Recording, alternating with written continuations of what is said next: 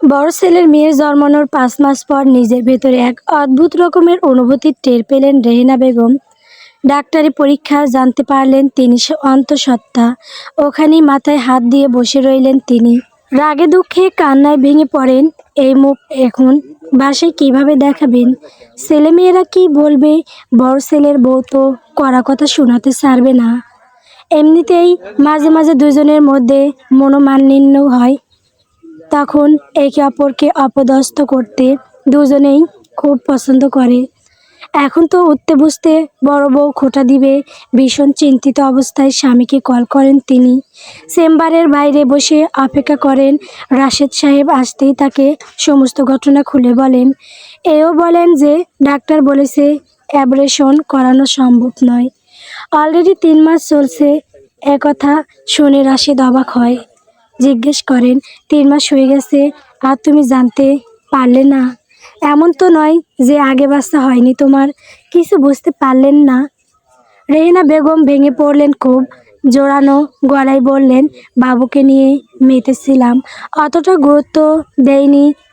তাছাড়া এখন স্বাভাবিক নিয়মেই মেয়েদের পিরিয়ড সার্কেল বন্ধ হয়ে যায়। ভেবেছিলাম তাই হবে হয়তো। ৩৮ চলছে। এখনই এত ভাবা উচিত হয়নি তোমার। এখন কিছু করার নেই। যে যা বলুক না কেন, বিষয়টা তো লুকিয়ে রাখা যাবে না। রেহেনা বেগম করুণ চোখে স্বামীর দিকে তাকালেন। শরীর ছেড়ে দিয়েন রাশেদের শরীরের ওপর। বললেন, এই বিষয়টা লুকাতে হবে। বাইরের কেউই যাতে জানতে না পারে। তোমার তো টাকা পয়সার অভাব নেই, কিছু একটা তো করো। রাশেদ কিছুক্ষণ ভেবে বলেন, বাইরের সবার থেকে লুকানো সম্ভব।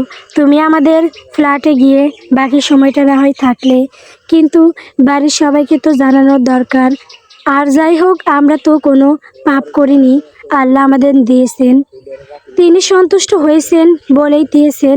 আমরা এর অবহেলা করতে তো পারবো না। রেহেনা আর কোনো কথা বললেন না। রাশেদের হাত ধরে বাড়িতে ফিরে এলেন। বিশাল ডুপ্লেক্স বাড়িটি রাশেদের সাহেবের। নারায়ণগঞ্জের ধনী ব্যবসায়ীদের মধ্যে তিনিও একজন। এছাড়া শহরের বাইরেও কয়েকটি ফ্ল্যাট কিনেছেন তিনি, যদিও সবগুলো ভাড়া দেওয়াই না। মাঝে মাঝে রেহেনাকে নিয়ে সেখানে ঘুরে আসে। বৃদ্ধ বয়সে তারা পৃথিবী ঘুরবেন বলে পরিকল্পনা করেছিলেন। বলতে গেলে রেহেনা খুব ইচ্ছে ছিল, কিন্তু মাঝখান থেকে একই হয়ে গেল। রেহেনার স্বপ্ন শেষ হয়ে গেল। এখন এই বাচ্চা জন্ম দেওয়ার পর তার দেখাশোনা করতে করতেই বাকি জীবনটা পার হয়ে যাবে। বাড়িতে ফিরে কাউকে কিছু বলতে হলো না। অনুপমা মুখিয়ে ছিল যেন। শাশুড়ি তার ডাক্তারের কাছে গিয়েছে, কি হয়েছে তা জানতে হবে তো। তবে রেহেনার মুখটা থমথমে দেখে কিছু জিজ্ঞেস করে না। নিজে হাত থেকে রিপোর্ট নিয়ে দেখলো। অবাক চোখে তাকিয়ে রইল রেহেনার দিকে। চোখে মুখে ঘেনা দেখা দিল অনুপমার। রাশেদ সাহেব ততক্ষণে রুমে চলে গিয়েছিলেন। অনুপমা হাই হাই করে উঠল, সি সি সি, এসব কি মা? এই বয়সে এসে পেটে বাঁধিয়ে ফেলেছেন, বাসায় এসে আমাকে দেখাচ্ছেন, এতটুকু লাজ লজ্জা নেই আপনার? রেহেনা জবাব দিলেন না। এখন এসব কথা তাকে হজম করতে হবে। আরও কত কত শোনা লাগবে কে জানে। তবে অনুপমা থামলো না, তার মুখ চলতে থাকলো। এই বয়সে এসেও স্বামীর সাথে শোয়া লাগে? যদি ইচ্ছে করে তাহলে দেখে শুনে নেবেন না? এখন সবাই জানতে পারলে কি হবে? কান ঝাঁঝা করে উঠল রেহেনার। ইচ্ছে করছে ২-৪টে চড় বসিয়ে দিতে, কিন্তু উপায় নেই। তাই এই কথা থেকে বাঁচতে রুমে যাওয়ার সিদ্ধান্ত নিলেন তিনি। তবে যাওয়ার আগে বলে গেলেন কথা, তাদের পরিবার ব্যতীত আর কেউ যেন না জানে। আপাতত কোনো আত্মীয়দের বলার দরকার নেই। রেহেনা চলে যাওয়ার পর অনুপমা একে একে সবাইকে ফোন দিতে রসিয়ে রসিয়ে ঘটনাটা বলল। প্রথমে ওর মাকে ফোন দিয়ে কতক্ষণ কথা বলল। তারপর ননদ রাহা, যার বিয়ে হয়েছে ২ বছর আগে, ভাগ্যিস তার বাচ্চা হয়নি, সে অন্তত সমাজে মুখ দেখাতে পারবে। কিন্তু অনুপমার তো জাত যাবে ইত্যাদি ইত্যাদি বলেছে। সব শেষে নিজের স্বামীকেও ফোন করে ঘটনা বিস্তারিত জানিয়েছে।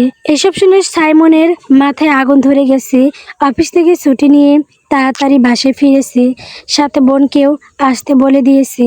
বাসায় ড্রয়িং রুমে থমথমে অবস্থায় ঝড় আসার পূর্বাভাস পাওয়া যাচ্ছে। রাহা মায়ের পাশে বসে আছে। রেহেনা মাথা নিচু করে বসে আছেন। কিছুক্ষণ নীরব থাকার পর রাশেদ বললেন, রাহা, তোমার মা এখন থেকে আমাদের ফ্ল্যাটে গিয়ে থাকবে। ওর মন ভালো নেই, তুমি বরং মায়ের ব্যাগপত্র গুছিয়ে দাও। এবার গলা ঝাড়ে সাইমন খেকিয়ে বলে উঠল, এটা কেমন কথা আব্বু? এসব কি? আমাদের তো একটা রেপুটেশন আছে সমাজে।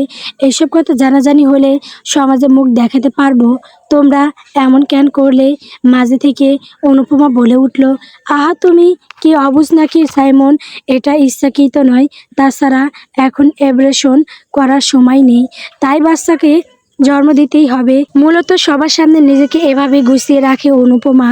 বউ শাশুড়ির বিরোধ তাদের মধ্যেই সীমাবদ্ধ থাকে। অনুপমার কথা শুনে রাশেদ বললেন, আমাদের হাতে গোনা কয়েকজন আত্মীয় ছাড়া আর কেউ না জানে। অনুপমা বলল, আমার বাপের বাড়ির পরিবার আর রাহার শ্বশুর বাড়িতে তো জানাতেই হবে। বর্তমানে এরাই তো আমাদের আত্মীয়। এবার রাহা মুখ খোলে এখনো কাউকে বলিনি, তবে আস্তে ধীরে বলে ফেলবো। আমার শ্বশুর শাশুড়িকে তো চিনো তোমরা, তারা ধার্মিক, মনে হয় না যে বেশি রিয়েক্ট করবে। কিন্তু সাইমনকে থামানো গেল না। সে গম্ভীর মুখে বলল, দেখো বাবা, আমি কোনো লুকোচুরি খেলতে চাই না। এই বাচ্চাটা জন্মানোর পর কোনো অনাথ আশ্রমে দিয়ে দিও, তাহলে আমাদের সম্মান বাঁচবে। এই মুহূর্তে গর্জে ওঠেন রাশেদ, গলার জোর বাড়িয়ে বলেন, কথা বলার সাহস কি করে হয় তোমার? আল্লাহ আমাদের অনেক কিছু দিয়েছেন। সম্পত্তির ভাগ যদি তিনজনের মধ্যে হয় তাহলেও অনেক পাবে তুমি। তার জন্য আমি নিজের রক্তকে ফেলে দিব? সাইমন কথার জবাব দিল, আমি সম্পত্তির কথা ভেবে বলিনি, সমাজের লোকের কি বলবে আমাদের, এসব নিয়ে ভাবছি। তোমাকে অত ভাবতে হবে না। যদি সম্মান বড় হয় তোমার কাছে, তাহলে বাড়ি ছেড়ে চলে যাও। আজকাল মুখে কথা আটকায় না তোমার। সাইমন আরও কিছু বলতে গেলে অনুপমা আটকায় তাকে। এভাবে ঝগড়া করলে তো চলবে না, তাদের মেয়েরও ভবিষ্যৎ আছে নাকি? এই জন্যই সাইমনকে ঘরে নিয়ে বোঝাতে বসেছে। বিষয়টা সত্যি এবার খারাপের দিকে চলে যাচ্ছে। রাশেদ সাহেব এক কথার মানুষ।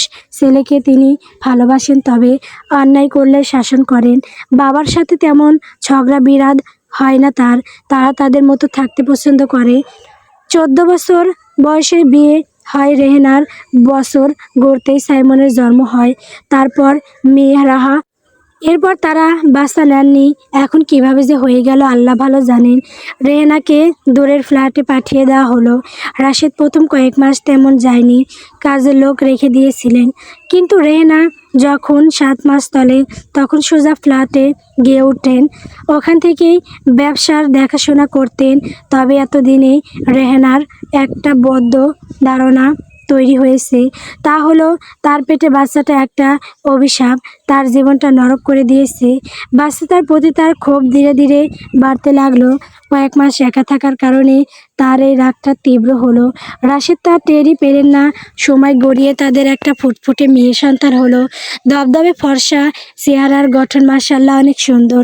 পরিবারের কারোর মতোই হয়নি মেয়েটা, তবে নজর কাড়া সৌন্দর্য নিয়ে দুনিয়ায় এসেছে সে। মেয়ের মুখ দেখে সব কিছুই ভুলে গেছেন তিনি। রাহা ব্যতীত হসপিটালে আর কেউ আসেনি। বোনকে কোলে নিয়ে সে কি খুশি রাহা।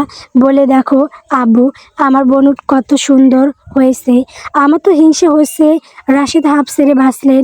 মেয়েটা অন্তত পজিটিভ ভাবছে, কিন্তু ছেলে আর তার বউ একটিবারের জন্যও এলো না।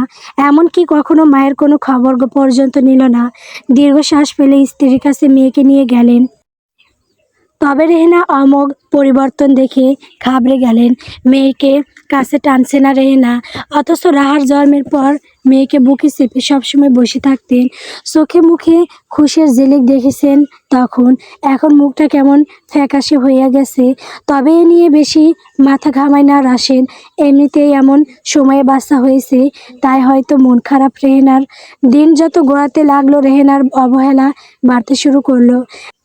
মেয়েকে সবসময় কাজের লোকের কাছে ফেলে রাখতো, শুধু খাওয়ানোর সময় চোখ মুখ কুঁচকে খাইয়ে দিতেন। তবে রাশেদ খুব আহ্লাদ করেন মেয়েকে নিয়ে, আদর করে। নাম রাখেন রেনুমা জান্নাত নূর। বড় মেয়ের নাম রুকাইয়া জান্নাত রাহা, সেই সাথে মিলিয়ে নাম রাখেন তিনি। মেয়ে তার নামের মতোই নূর ছড়াই যেন। নূর জন্মানোর পর ব্যবসায় ব্যাপক উন্নতিও হয়েছে। নূরের 4 বছর হওয়ার পর নিজ বাড়িতে ফিরে আসেন রেহেনা। তার নাতনির বয়স 5.5 বছর। অনুপমা মেয়ে সারারাকে নিয়ে স্কুলে যায়। নূরকে দেখলে একটু আধটু কথা বলা মজা করে, কিন্তু সাইমন কখনোই বোনের সাথে কথা বলে না। নূর ভাইয়া ভাইয়া করে ডাকলেও সাড়া দেয় না। মেয়ের জন্য চকলেট আনলেও নূরকে কেউ কিছু দেয় না রাশেদ ব্যতীত। যেখানে নিজের মা অবহেলা করে সেখানে ভাই ভাবি তো তেমন কিছু নয়। তবে সাহারার সাথে নূরের বেশ সখ্যাতা গড়ে ওঠে। সমবয়সী না হলেও তারা তো ছোট, প্রতিদিন খেলাধুলা করে তারা, অনেক মজা করে। সাহারা লুকিয়ে লুকিয়ে তার চকলেটগুলো নূরের সাথে ভাগ করে খেত, নিজের সব খেলনাগুলো নূরের সাথে শেয়ার করত। অনুপমা মেয়েকে তেমন মিশতে দিত না নূরের সাথে। সাহারা লুকিয়ে লুকিয়ে নূরের সাথে খেলাধুলা করত। বলা বাহুল্য যে এ বাড়িতে আসার পর নূর বাইরে যেতে পারেনি। আর যখন ওকে স্কুলে ভর্তি করানোর সময় এলো তখন রেহেনা ঘর আপত্তি জানালো তার এই মেয়েকে পড়ানোর ইচ্ছে নেই। স্কুলে গেলেই তো সবাই পয়সায় জানতে পেরে যাবে, তখন তাদের জাত যাবে। অনুপ্রমা তো কিছুতেই তার মেয়ের স্কুলে নূরকে ভর্তি করাবে না। ননদ আর মেয়েকে একসাথে নিয়ে গেলে তো সম্মান থাকবে না। এর জন্য রাশেদ অনেক ভেবে বাসা থেকে 3 কিলোমিটার দূরের একটা মহিলা মাদ্রাসায় নূরকে ভর্তি করিয়ে দিলেন। 5 বছরের ছোট্ট নূর গায়ে বোরকা জড়িয়ে গাড়িতে করে মাদ্রাসায় যায়। মেয়ের জন্য কালো রঙের গাড়ি কিনেছেন রাশেদ। বাড়ির ভেতর থেকে গাড়িতে উঠে যেত নূর, বিকেলে ফিরত সেভাবে। তবে এর জন্য অনুপমা মুখটা সবসময় বিকৃত করে রাখত। এত আদিক্ষেতা সহ্য হয় না তার। কিন্তু সময়ের নিয়মে সব পাল্টাতে থাকলো। সাহারা আর নূর বড় হলো। অনুপমার কোলে ছেলে এলো আর রাহার কোলে 2 ছেলে এলো। ওরা সবাই নূরের ছোট, শুধুমাত্র সাহারাই নূরের চেয়ে 1.5 বছরের বড়। রাশেদ সাহেব সাহারাকে মাম্মাম বলে ডাকতে বলেছে নূরকে। নূর বেশ খুশি মনে মাম্মাম বলে ডাকে। তবে দুজনেই বড় হয়ে ওঠার ধরন বেশ আলাদা হলো। সাহারা বড় হলো ইংলিশ মিডিয়াম স্কুলে পড়ে আর বড় ভার্সিটিতে পড়ে। আর নূর বড় হলো কোরআন হাদিস পড়ে। সময়ের সাথে সাথে নিজেকে পর্দার আড়ালে লুকিয়ে ফেলেছে নূর। বাবা আর ভাই ব্যতীত আর কারোর সামনে যায় না সে। বয়স তার 18। সময়ের সাথে সাথে পাল্লা দিয়ে নূরের সৌন্দর্য দ্বিগুণ বেড়েছে। বাইরে সে খুব একটা বের হয় না। তার মাদ্রাসার পড়া শেষ হয়নি এখনও। আগের মতোই মাদ্রাসায় যায় গাড়ি করে। এতেও অনুপমার বিদ্রূপের শেষ নেই। তবে নূর তাতে কিছু মনে করে না। সাহারার সাথে সখ্যতা থাকায় সে তাকে ইসলাম সম্পর্কে মোটিভেট করে, তাকে কোরআন শেখাতে চায়। প্রতি সন্ধ্যায় ঘণ্টাখানেক করে সাহারা কোরআন পড়ে নূরের কাছে। এতে অনুপমা বিরক্ত হয়ে বলে, আমার মেয়েকে ছোটবেলায় টিচার রেখে কোরআন পড়িয়েছি নূর, তোমাকে এখন আর শেখাতে হবে না। এখন ওর ভার্সিটিতে কত পড়া জানো তুমি? সেই সন্ধ্যা থেকে ওকে পড়িয়ে যাচ্ছ, তাহলে বাকি পড়াও কখন পড়বে? কথার আক্রমণে মিয়েই যায় নূর। তার কণ্ঠস্বর কখনোই উঁচু হয়নি, আজ হলো না। কাছুমাছু হয়ে কণ্ঠ খাদে নামিয়ে বলে, ভাবি মাম্মামের পড়া তো শুদ্ধ হয় না, তাই আমি একটু দেখিয়ে দিচ্ছি, খুব তাড়াতাড়ি শিখে যাবে।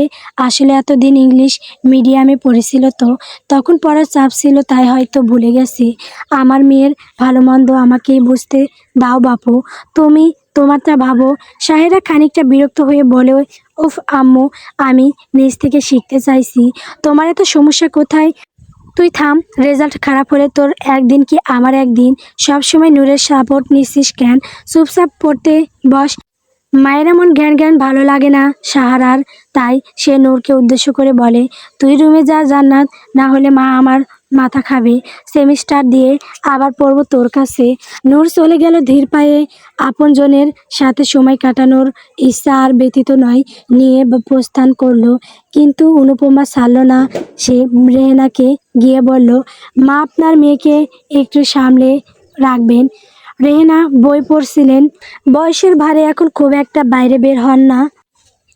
আগের সেই তেজটা তার মাঝে নেই।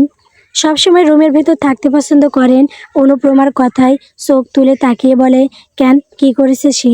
আপনার মেয়েকে হুজুর বানিয়েছেন ভালো কথা, তাই বলে সবসময় এত জ্ঞান দিতে কেন আসে বলুন তো?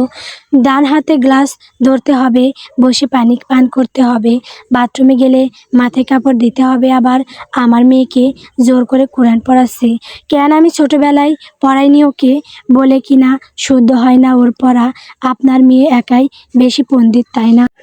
হয়েছে তো বৃদ্ধ বয়সে, তাতে এত ঢং কিসের? রেহেনার মাথা গরম করে দিয়ে চলে গেল অনুপমা। ফলস্বরূপ নূরের গায়েলে বাড়ি হাতের থাপ্পড় পড়ল। আর যাই হোক, হাতের জোরটা রেহেনা বেগমের রয়ে গেছেন। সাথে নূরের প্রতি যে তিক্ততা ছিল তাও বৃদ্ধি পেয়েছে। এখনও তিনি মেয়ের সাথে কোথাও যেতে বা কাউকে পরিচয় করিয়ে দিতে স্বাচ্ছন্দ্য বোধ করেন না। বছর তিনেক আগে একবার রাহার শ্বশুরবাড়ির কয়েকজন বেড়াতে এসেছিল। মহিলাদের সাথে নূরের পরিচয় করিয়ে দিয়েছিলেন রেহানা। তবে তাদের মুখে যে বিদ্রূপের হাসি ছিল তা বুঝতে সময় লাগেনি। একজন তো বুক ফুঁসকে বলে ফেলল, মা মেয়ে হিসেবে বেশ লাগছে। এতে রেহানার খারাপ লাগা যেন আরও বেড়ে গেল। এই মেয়ে জন্ম দেওয়ার পর লাজ লজ্জা গঞ্জা ব্যতীত আর কিছুই পাননি তিনি। তারপর থেকে নূর চাইলেও আর তাকে বাইরে বের হতে দেয় না। মাদ্রাসায় যায় ওইটুকুই। মায়ের হুঠাৎ প্রহার সহ্য করা অভ্যাস হয়ে গেছে নূরের। আগে কারণ জানতে চাইলেও এখন আর প্রশ্ন করে না। ছোটবেলা থেকে সবার অবহেলায় বড় হওয়া নূরের ভেতরে মেচিউরিটি এসে গেছে। নিজের রুমে থাকতেই বেশি পছন্দ করে সে। এ বাড়িতে বাবা আর মাম্মাম ছাড়া যেন তার কেউ নেই। আর কেউই তার সাথে কথা বলে না। সাইমনের ছেলে অনুভব একটু একটু করে কথা বলে, এই যা। সব কিছু থেকে কেমন নিজেকে গুটিয়ে নিয়েছে। রেহেনা বেগম কিছুক্ষণ গালমন্দ করে চলে গেলেন। এ যেন তার নিত্যদিনের কাজ। নূর এশার নামাজ আদায় করে কোরআন পড়তে বসলো। নূরকে সবাই আলাদা মানুষ ভাবে। আজকালকার মেয়েরা সচরাচর এমন নিশ্চুপ স্বভাবের হয় না। মনটা বেশ নরম তার। পড়াশোনা করার পাশাপাশি টুকটাক রান্না করা ছাড়া আর কোনো কাজ নেই তার। রাশেদ সাহেব মেয়ের রান্না খুব পছন্দ করেন। প্রতিদিন রাতের খাবারে নূরের বানানো কোনো না কোনো আইটেম থাকে। সে খাবারের প্রতি আরও কারো টান না থাকুক, রাশেদ সাহেব বেশ তৃপ্তি করে খান। তা দেখে নূর ভীষণ খুশি হয়। মেয়েকে খুশি হতে দেখে রাশেদ সাহেবও বেশ খুশি হয়। তবে রেহেনা মেয়ের কর্মকাণ্ড নিয়ে খুব একটা সন্তুষ্ট নয়। এখন নূরের কথা কম বেশি সবাই জেনে গেছে। রাশেদ সাহেবের যে বৃদ্ধ বয়সে মেয়ে হয়েছে তা সময়ের ব্যবধানে সবাই জেনেছে, তবে দেরিতে। এই জন্য বোধহয় লোকজন একটু কম সমালোচনা করলেও রাশেদ তা কানে তোলেননি। কিন্তু রেহেনা সব কিছু দেখতেন এবং তার রাগ নূরের ওপর ঝাড়তেন। এই যেমন বাসায় কোনো আত্মীয়, বিশেষ করে পুরুষ মানুষ এলে নূরকে খুঁজে পাওয়া যায় না, দরজা বন্ধ করে বসে থাকে। এই জন্য কেউ এসে যদি নূরের কথা জিজ্ঞেস করে তাহলে তাদের মিথ্যা বলতে হয় যে নূর মাদ্রাসায় গেছে। তবে আজ একটা অঘটন ঘটে গেল। বহুদিন অনুপমার ভাই এসেছে বিকেলে। বোনকে তার বাড়িতে দাওয়াত করতে এসেছে। কালের বদলে আসে না সে, ব্যবসার কাজে ব্যস্ত তার। বছরে একবার কি দুবার এদিকে আসা হয়। নূর তখনই বাসায় ফিরেছে। ড্রয়িং রুম পার হয়ে সিঁড়ি বেয়ে দোতলায় চলে গেলে মাথা নিচু করে অনুপমার ভাই দেখলো পা হতে মাথা পর্যন্ত কালো কাপড়ে ঢাকা, হাত পায়েও মোজা পরা, সুতরাং শরীরে একটা লোমও দেখা যাচ্ছে না। সে বলে উঠল, এটা কি তোর ননদ অনু? অনুপমা ও একবার তাকিয়ে দেখলো নূরের দিকে, তাচ্ছিল্য করে বলল, হ্যাঁ, এটাই সেই ননদ যাকে আমার শ্বশুর বা শাশুড়ি বুড়োকালে জন্ম দিয়েছে। আচ্ছা, কখনো দেখিনি। তুইও তো আমার ছোট বায়ানের সাথে আলাপ করিয়ে দিসনি কখনো। এমন সময় সাহেরা এসে বলল, জান্নাত পর্দা করে মামা, তোমার সাথে কথা তো দূর থাক, সামনেও আসবে না। বলতে বলতে মামার পাশে বসলো। তাছাড়া ওর সাথে তোমার কথা না বললেও চলবে। আরে, আমি কি তোর ছোট ফুপুকে বিয়ে করব নাকি? কদিন পর আমার ছেলেই বিয়ে হবে। কথাটা বলে হাসতে হাসতে লুটিয়ে পড়লেন যেন। অনুপমা বললেন, নূরকে ডেকে আনো যাও, মুখ ডেকে হলেও আজ অন্তত একটু কথা বলুক। উফ মা, তুমি তো জানো সব, তাও ওর পিছনে লাগছো কেন? গিয়ে বলবে আমি দেখেছি, যাও। মায়ের থেকে নূরকে প্রোটেক্ট করতে পারে না সাহেরা, খুব একটা পারদর্শী নয় সে। তবে ওর দাদু এতে 100-তে 100। সাহেরা নূরকে ডাকতে গেল, তবে নূর জানে সাহেরার মামা এসেছে। এর আগেও এমন পরিস্থিতিতে পড়েছিল সে। সাইমনের বন্ধুরা এবং অনুপমার বন্ধুরাও এসেছিল বাড়িতে। তবে মেয়েদের দেখা দিলেও ছেলেদের সামনে যেতে নারাজ ছিল নূর।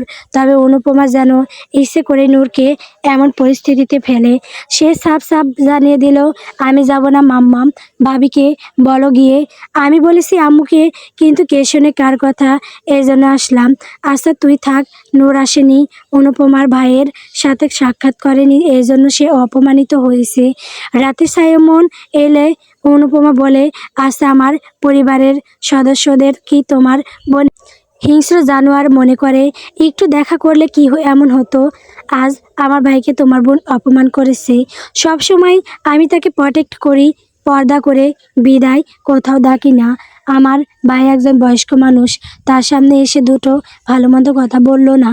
সাইমন ল্যাপটপ খুলে বসেছে, কিছু কাজ বাকি তার। রোজ রোজ ছোটো বোনের নামে এইসব নালিশ শুনতে শুনতে সে তিক্ত হয়ে গেছে। বলা বাহুল্য, অনুপমা সব সময় একটু বাড়িয়ে বলে থাকে। এ যেমন আজ সামান্য বিষয়টা বাড়িয়ে ফেললো। সাইমন জোর গলায় নূরকে ডাকতে লাগলো। সাইমন কালে বদ্রেও ছোট বোনটাকে কখনো ডাকে না। যেদিন ডাকে সেদিন হয় কোনো ঝামেলা বাঁধে, আর না হয় গম্ভীর মুখে এমন কোনো কথা বলে যা নূরের পক্ষে সহ্য করা অসম্ভব হয়ে পড়ে। এ বাড়ির সকলে তাকে নীরবে অপমান করে, এমনভাবে কথা বলে যাতে বোঝা যায় না যে তারা নূরের ওপর অত্যাচার করছে। নূর মাথায় ওড়না পেঁচিয়ে গুটিসুটি পায়ে ভাইয়ের যা ঘরে হাজির হয়, মাথা নিচু করে ফ্লোরে চোখ রাখে, কথা শোনার জন্য প্রস্তুত হয়। সাইমনের বন্ধুদের সামনে না আসাতে সেদিন অনেক ক্ষেপে গিয়েছিল সে। নূরকে অকথ্য ভাষা গালি গালাজ করেছিল। সেদিনের কথা এখনও মনে আছে নূরের। সেই ঘটনা পুনরাবৃত্তি হবে ভেবে ভয়ে এখনও কুঁকড়ে গিয়েছে সে। সাইমন বেশ শান্ত গলায় জিজ্ঞেস করে, তোমার ভাবির ভাইকে অপমান করেছো? নূর সব সময় চেষ্টা করে ঝটপট কথা জবাব দিতে, যাতে কেউ তার উপর রাগ করতে না পারে। নমনীয় কণ্ঠে বলল, আমি তো বাইরের কোনো পুরুষদের সামনে যাই না ভাইয়া, এজন্য যাইনি। এতে ভাবি কষ্ট পেয়ে থাকলে ক্ষমা চাচ্ছি। অনুপমা যেন পেয়ে বসলো এখন ভাইকে দেখে। ক্ষমা চাওয়াটা নাটক সাজিয়েছে। মন থেকে ক্ষমা চাইলে আরও আগে চাইতে। মাফ করবেন ভাবি, আমি ভাবিনি আপনার খারাপ লাগবে। অনুপমা কিছু বলল না, বেবে করতে লাগলো। সাইমন গলা জেরে বলল, তোমাকে এর আগেও বলেছি, কারোর সামনে যেতে না চাইলে তোমার উপস্থিতি কাউকে জানাবে না। অনুর ভাইয়ের সামনে দিয়ে যাওয়ার খুব দরকার তো ছিল না। আসলে আমরা ভদ্র ঘরের মানুষ, তাই কাউকে মুখের ওপর না করতে পারি না। এতে তাদের অপমান করা হয়। বলতে বলতে দৃঢ় হলো কণ্ঠস্বর, অবশ্য তুমি তা বুঝবে কেন? জন্মের পর থেকেই আমাদের সম্মান নিচেই নামছে শুধু। কিছু বলতে গেলে বাবা তো আবার তেলে বেগুনে জ্বলে উঠবে। এরপর থেকে এমন আচরণ করবে না। দরকার পড়লে রুমে চুপচাপ বসে থাকবে, কেউ যেন না জানে তুমি বাড়িতে আছে। অনুপমার মেজাজ আরও বিগড়ে গেল। ভেবেছিল হয়তো নূরকে গালমন্দ করবে সাইমন, কিন্তু এমন কিছুই হলো না। বাবার ভয়ে তেমন কিছু বলেনি সাইমন। তবে এর আগে সামান্য কিছু হলেই বালি মাথায় তুলতো। রাশেদ সাহেব বাড়ি ছাড়ার এক প্রকার হুমকি দেওয়ার পর শান্ত হয়েছিল সাইমন, তাই হয়তো এখন চুপচাপ কথা বলল। তবে আড়ি পেতে রেহেনা সবটাই শুনলেন। পা বাড়িয়ে ভেতরে এসে বললেন, বইয়ের কথায় বোনকে দোষারোপ করছিস কেন?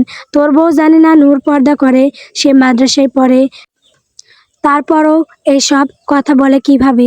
অনুপমা দ্বিধায় পড়ে যে কি বলে সব সামলে নিবে একটু ভেবে বলে, আমি তেমন কিছু বলিনি মা। আমার ভাই আর আপনার ছেলে তো একই বয়সী, ওর সামনে আসলে তেমন কিছুই হতো না। অন্তত মুখ ডেকে আসতো। সৌজন্যমূলক কথা বললেও ভালো হতো, তাই বলেছি। ও কারো সামনে যায় না এটা তো জানো, তবুও সৌজন্যমূলক সাক্ষাতের কথা আসবে কেন? তুমি আমার মেয়ের বিষয়ে এত ভেবো না। তোমার মেয়েটা তো বড় হয়েছে, তাই তার কথাই ভাবো এবার। অনুপমা কথার হাল ধরল, আমার মেয়ের ভবিষ্যৎ তো আপনারাই শেষ করে দিয়েছেন মা। আপনার মেয়ের পরিচয় জানতে পারলে কোনো ভালো ঘরের ছেলেওকে বিয়ে করবে, তারা তো হাসতে হাসতে চলে যাবে। রেহেনা এবার কথা খুঁজে পেলেন না। অনুপমা যে ঘুরিয়ে ফিরিয়ে তার মেয়েকে নিয়ে কথা বলবে এটা সকলের জানা। মূলত রেহেনাকে অপদস্থ করাই তার প্রধান কাজ। এই জন্য সব কথাতে নূরকে টানে যাতে রেহেনা পরাজিত হয়। বউ শাশুড়ি যুদ্ধে নূরকে বলি দেওয়া হয় প্রতিবার। আজও তেমনই একটা ঘটনা ইচ্ছাকৃতভাবে ঘটিয়েছে, না হলে এই সামান্য ব্যাপারে সে কথাই বলতো না, আর না সাইমনের কাছে বিচার দিত। রেহেনা কড়া চোখে নূরের দিকে তাকিয়ে বড় এলেন। সাইমন থমেকে সুরে বলে, তোমরা থামো তো, বাড়ি ফিরে শান্তি নেই, এই ঝগড়া ভালো লাগে না আমার। কথা শেষ করে রুম ত্যাগ করে সাইমন। নূর এতক্ষণ শান্ত ছিল, বলল, রুমে চলো আম্মু।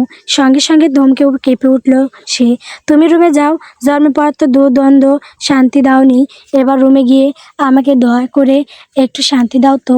নূরের কেমন কান্না পেল, সবাই তাকে ঘিরে ঝগড়া করে শুধু, অথচ তার বিন্দুমাত্র দোষ নেই। এমন ঘটনা জ্ঞান হওয়ার পর থেকে নূর দেখে আসছে, সহ্য করে যাচ্ছে। আগে একটু বেশি কান্নাকাটি করতো, এখন এত কান্না পায় না, তবুও মাঝে মাঝে আপনা আপনি চোখ থেকে পানি পড়তে শুরু করে। সে দৌড়ে ঘর থেকে বের হয়ে গেল, খাটের ওপর বসে কিছুক্ষণ অশ্রু বিসর্জন দেওয়া পর আলতো হাতে চোখ মুছে কোরআন শরীফ তুলে রাখলো। এতক্ষণ বিছানায় বসে কোরআন পড়ছিল, নিজেকে ধাতস্থ করে রান্নাঘরে পা বাড়ায়। আজ রাশেদ সাহেবের জন্য সর্ষে ইলিশ রান্না করবে সে। হার্টের সমস্যা থাকার জন্য অতিরিক্ত তেলযুক্ত খাবার খাওয়া বাদ দিয়েছেন রাশেদ। এজন্য মেয়ে তার জন্য টুকটাক খাবার বানায় কম তেল দিয়ে। বাড়িতে রান্না করার জন্য দুজন লোক রাখা আছে। তাদের বিঙ্গিয়ে ফ্রিজ থেকে মাছ বের করে লবণ মাখিয়ে রেখে দিল। তারপর একে একে সর্ষে মরিচ ব্লেন্ডারে ব্লেন্ড করে নিল। চুলায় আঁচ মিডিয়ামে রেখে মাছ রান্না করলো, সাথে পাতলা ডাল। রাত 11টা বেজে গেছে, সবাই খাওয়া দাওয়া সেরে যে যার রুমে চলে গেছে। শুধু নূর তার বাবার জন্য অপেক্ষা করছে। আজ দেরি হচ্ছে রাশেদ সাহেবের, সচরাচর এত দেরি করে না তিনি, তাই নূর চিন্তিত মুখে ড্রয়িং রুমের সোফায় বসে অপেক্ষা করছে। ঠিক 11:30টায় কলিং বেল বাজলো, সাথে ছুটে গিয়ে দরজা খুলে দিল। ঠোঁট ফুলিয়ে অভিমানী গলায় বলল, তুমি এত দেরি করে এসেছো কেন আব্বু? আমার চিন্তা হয় না বুঝি? মেয়ের কণ্ঠস্বর শুনলেই প্রশান্তি বুকে ছেয়ে যায়। ওর হাসি মাখা মুখ দেখলে শরীর শক্তি পায় তিনি। এই যে অভিমান করেছে এখন, রাশেদ সাহেব নিজ হাতে মেয়েকে খাইয়ে দিয়ে রাগ ভাঙিয়ে তারপর ঘুমাতে যাবেন। তিনি মৃদু হেসে বলেন, সরি রে মা, আজ কাজের একটু চাপ ছিল, এজন্য দেরি হয়ে গেছে। এমন আর কখনো হবে না। নূর বাবার হাত থেকে ব্যাগ নিয়ে বলে, এমন কথা রোজ রোজ বলো কে তুমি? রাতে যে ওষুধ খেতে হবে তা তো ভুলে গিয়েছো? দুপুরের ওষুধ খেয়েছো? এই যা, একদম ভুলে গেছি, মনে ছিল না রে মা। ভেতরে ঢুকে ডাইনিং টেবিলে বসেন, বুড়ো হয়ে গেছি তো, এত কথা কি মনে থাকে বলে? নূরের নাকের ডগা ক্রমাগত লাল হতে লাগলো। রাগলেই মেয়েটার চেহারা অন্যরকম হয়ে যায়। মৃদু ধমকে সে বলে, একটা কথা শোনো না আমার, দুপুরে বাড়িতেও থাকি না। আচ্ছা, এবার থেকে দুপুরে খাওয়ার সময় আমি যাব তোমার অফিসে, তারপর ওষুধ খাইয়ে দিয়ে আসবো। তাই করিস, তোকে দেখলে আমার শান্তি লাগে, বুঝেছিস? হয়েছে হয়েছে, মুখ হাত ধুয়ে আসো, আমি খাবার দিচ্ছি। বাধ্য ছেলের মতো মেয়ের কথা মেনে নিলেই তিনি হাত মুখ ধুয়ে এসে বাপ বেটি মিলে খেয়ে নিলেন। প্রতিদিনের মতোই মেয়ের রান্নার এক গাদা প্রশংসা করেন, তারপর সোফায় বসে কিছুক্ষণ গল্প করেন। আজকে তিনি অন্য কথা বলেন, আমার ব্যাগটা কোথায় রেখেছিস মা? নিয়ে আয় তো। এনে দিলে তিনি ব্যাগ খুলে একটা ফোন বের করেন, আইফোনের নতুন মডেল নূরের হাতে দিয়ে বললেন, এটা তোর গিফট। নূর অবাক হলো, এত দামি ফোন দিয়ে আমি কি করবো আব্বু? ছবি তুলি না, কোনো ভিডিও দেখি না, আমার কোনো কাজেই লাগে না, যেটা আছে সেটাই ভালো তো। রাজু সাহেব মেয়ের চিবুক ছুঁয়ে বলেন, আজকের দিনে তো তুই আমার কাছে এসেছিলি, সেই খুশিতে তোকে গিফট দিলাম। জন্মদিন পালন করা হারাম জানো না? আহা, আমি পালন করলাম কোথায়? তোকে উপহার দিলাম মাত্র। এই দিনে বাবা মেয়েকে যত উপহার দিক তার হারাম হবে কেন?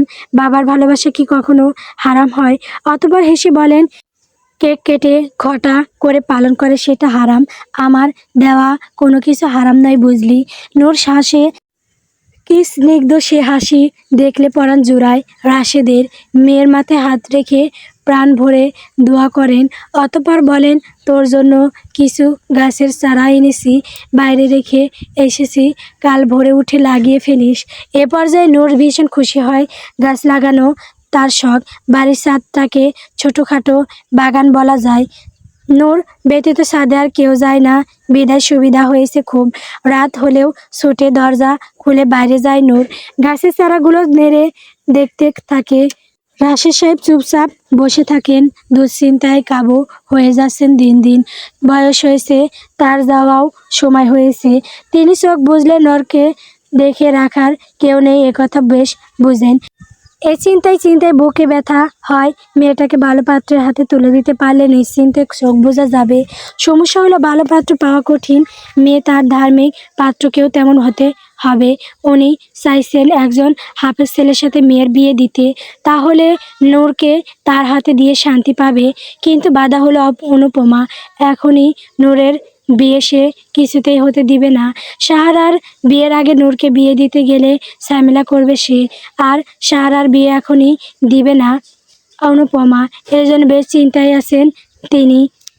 যত তাড়াতাড়ি সম্ভব নূরের বিয়ে দিতে চান। এই জন্য প্রতিদিনই নানা ফন্দি ফিকির করেন, তবুও কিছু ভেবে পান না। চিন্তায় চিন্তায় মস্তিষ্ক ক্ষয়ে ক্ষয়ে পড়ছে যেন। সময় দুপুর 1:30। ব্ল্যাক মার্সিডিজ গাড়িটি থামলো বহুতল ভবনের সামনে দাঁড়ায়। দরজা খুলে দুজন ভদ্রলোক বেরিয়ে এলেন। যুবক দুজনকে ভদ্রলোক বলা চলে। একজনের গায়ে ঢিলে অলিভ কালারের টি শার্ট আর ব্যাগি জিন্স, অপরজন light blue slim fit formal shirt এবং অফ হোয়াইট কালারের ফর্মাল ট্রাউজার পরেছে। সানগ্লাস খুলে হাতে নিয়ে দুজনেই ভবনের ভেতরে ঢুকলো। দেখে বোঝা যাচ্ছে তাদের অনেক ব্যস্ততা। অতি দ্রুত তারা অফিস রুমে ঢুকতে চাইলে বাইরে বসে থাকা কর্মচারী তাদের সমাধান করে বললেন, সরি স্যার, আপাতত ভিতরে যাবেন না, স্যারের নিষেধ আছে। টি শার্ট পরা ছেলেটার নাম ফয়েজ। সে জিজ্ঞেস করলো, কেন? এর আগে তো এমন নিষেধাজ্ঞা ছিল না। আসলে ম্যাডাম এসেছেন তো স্যার, খাবার খাচ্ছেন, তাই দয়া করে একটু অপেক্ষা করুন। অপর ছেলেটি কপাল কুঁচকে ফয়েজের দিকে তাকিয়ে বলে, ইটস ওকে, এতটুকু অপেক্ষা করাই যায়। ওয়েটিং রুমে দুজনে বসে ম্যাগাজিনের পাতা উল্টে পাল্টে দেখছে। একটা ছেলে এসে জুস দিয়ে গেছে, কেউ সেও দেখেনি এখন পর্যন্ত। পাক্কা 20 মিনিট পর ওদের ডাক এলো অফিস রুমে যাওয়ার জন্য। রাশেদ সাহেব একজন ইন্টেরিয়ার ডিজাইনার, পাশাপাশি আলাদা ফার্নিচার ব্যবসা আছে। এটা সাইমন দেখে আর তিনি এই ব্যবসা সামলান। এতক্ষণ নূর ছিল এখানে মাদ্রাসায়, এখন লাঞ্চ টাইম ছিল। ওই সময়ের ছুটে এসে কড়া গলায় বাবাকে খেতে বলেছে, তারপর ওষুধ খাইয়ে মাত্রই বেরিয়ে গেল। এই জন্য ছেলে দুটোকে বসে রাখিছেন। দুজনে ভেতরে আসতেই তিনি হাসলেন, মৃদুস্বরে বলেন, অনেকক্ষণ বসিয়ে রাখলাম, এই জন্য দুঃখিত। পায়ের সাহায্যে বলে উঠল, তেমন কিছু নয় দাদু, অনেক দূর থেকে এসেছি তো, এসির নিচে বসে এতক্ষণ হাওয়া খাচ্ছিলাম। একগাল হেসে বলে, আপনার প্রোডাক্টগুলো এত উন্নত মানের জন্য ঢাকা থেকে ছুটে এসেছে আমার বন্ধু। আসলে আব্বুর মুখে এত সুনাম শুনেছে যে আমাকে টেনে নিয়ে এলো। এখন ওর সমস্যাগুলো সমাধান করে দিন। রাশেদ সাহেব ফয়েজের পাশে বসা যুবকের দিকে তাকাতেই সে মুচকি এসে বলল, আমি আজমাইন শিকদার। রাশেদ সাহেবও সৌজন্যমূলক হাসলেন।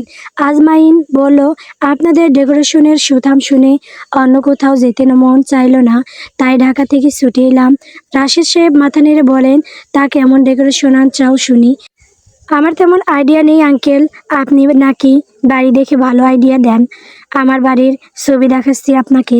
পকেট থেকে ফোন বের করে কিছু ছবি দেখায় সে। রাশেদ সাহেব খুব মনোযোগ দিয়ে দেখে বলেন, বেশ সুন্দর ডিজাইন করেছো বাড়ির, তবে এইসব ইউনিক ডিজাইনের বাড়ির জন্য আমি আমার মেয়ের থেকে আইডিয়া নেই। ওর decorational choice far better than me. তোমরা চাইলে আমি ট্রাই করতে পারি, কেন নয়? আপনি যেভাবে বলবেন সেভাবেই হবে। আজমাইল সম্মতি দিল। তাহলে আমাকে একটু সময় দিতে হবে।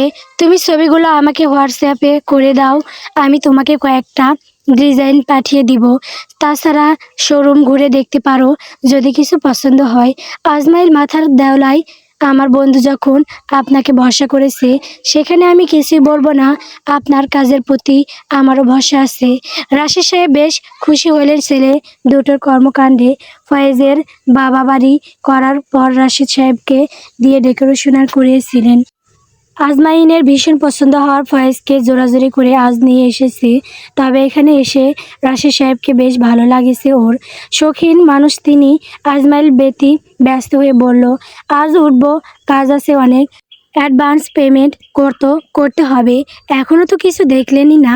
আগে আমি ডেকোরেশনে বুঝিয়ে দিব এবং খরচের পরিমাণও বলে দিব। তুমি শুধু বাজেট খুব বলে দেও। দুজনের মাথা নেড়ে সম্মতি জানায়। আজমাইল উঠে দাঁড়িয়ে হ্যান্ডশেক করে বলে, আজ তাহলে আমি আসি আঙ্কেল, খুব শীঘ্রই দেখা হবে। দুজনের সাথে হাত মিলিয়ে সম্মতি জানায় রাশেদ সাহেব। বাইরে আসতে আসতে ফয়েজ বলে, দেখলি 10 মিনিটে সব ঠিক করে দিলাম। কিছু একটা মনে পড়তেই বলল, ওয়েট মিনিট। আমি ওনারকে দাদু বললাম আর তুই আঙ্কেল বললি কেন? আজমাইল চোখে সানগ্লাস পরে বলে, সো হোয়াইট, জন্মের আগেই দাদু ওপরে চলে গেছে, এজন্য দাদু ডাকটা মুখে আসে না, ঘুরে ফিরে আঙ্কেল বেরিয়ে আসে। দ্রুত পা চালিয়ে ফয়েজ বলে উঠে, ভাবলাম ওনার মেয়ে পটানোর ধান্দায় আসিস বুঝি। আজমাইল মুখটা বিকৃত করে বলে, দেখ, ওনার মেয়ে কি এখনও অবিবাহিত আছে? যে বয়স হয়েছে তাতে ওনার মেয়ের বাচ্চারাও আমার বয়সী হয়ে গেছে। ফালতু বকিস না। কথার মাঝেই গাড়ি পর্যন্ত চলে এসেছে ওরা। তবে দেখতে পেল কেউ একজন ওদের গাড়ির নিচে উকি ঝুঁকি দিচ্ছে। বোঝা যাচ্ছে কিছু একটা খুঁজছে। আজমাইল থমকে দাঁড়ায়। মেয়েটার মতিগতি বোঝার চেষ্টা করে, কিন্তু ফয়েজ লাফিয়ে উঠল। দ্রুত এগিয়ে এসে বলল, এই মেয়ে, এভাবে কি দেখছো? এক প্রকার লাফিয়ে উঠল নূর। সোজা হয়ে দাঁড়িয়ে দেখল দুজন টকবগে যুবক তার পানে চেয়ে রয়েছে। কালো বোরখায় আবিত তার দেহখানা, চোখটাও কালো পর্দায় ঢেকে রাখা।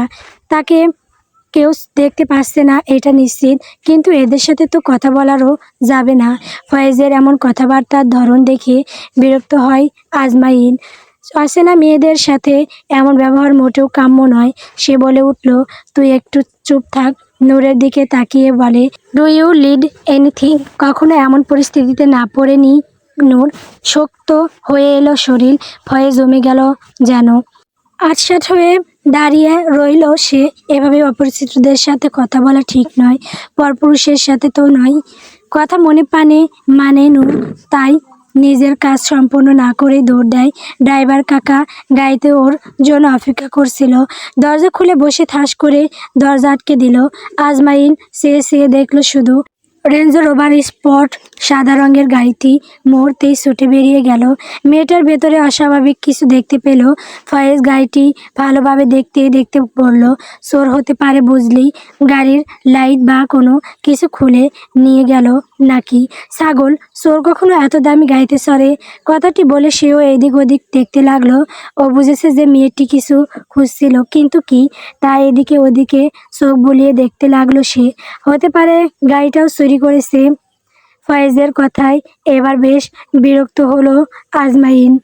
অদ্ভুত চিন্তা ভাবনা বাদ দিয়ে তুই যে লোম সারা ভাইরা, এটা অন্তত আমি বুঝে গেছি।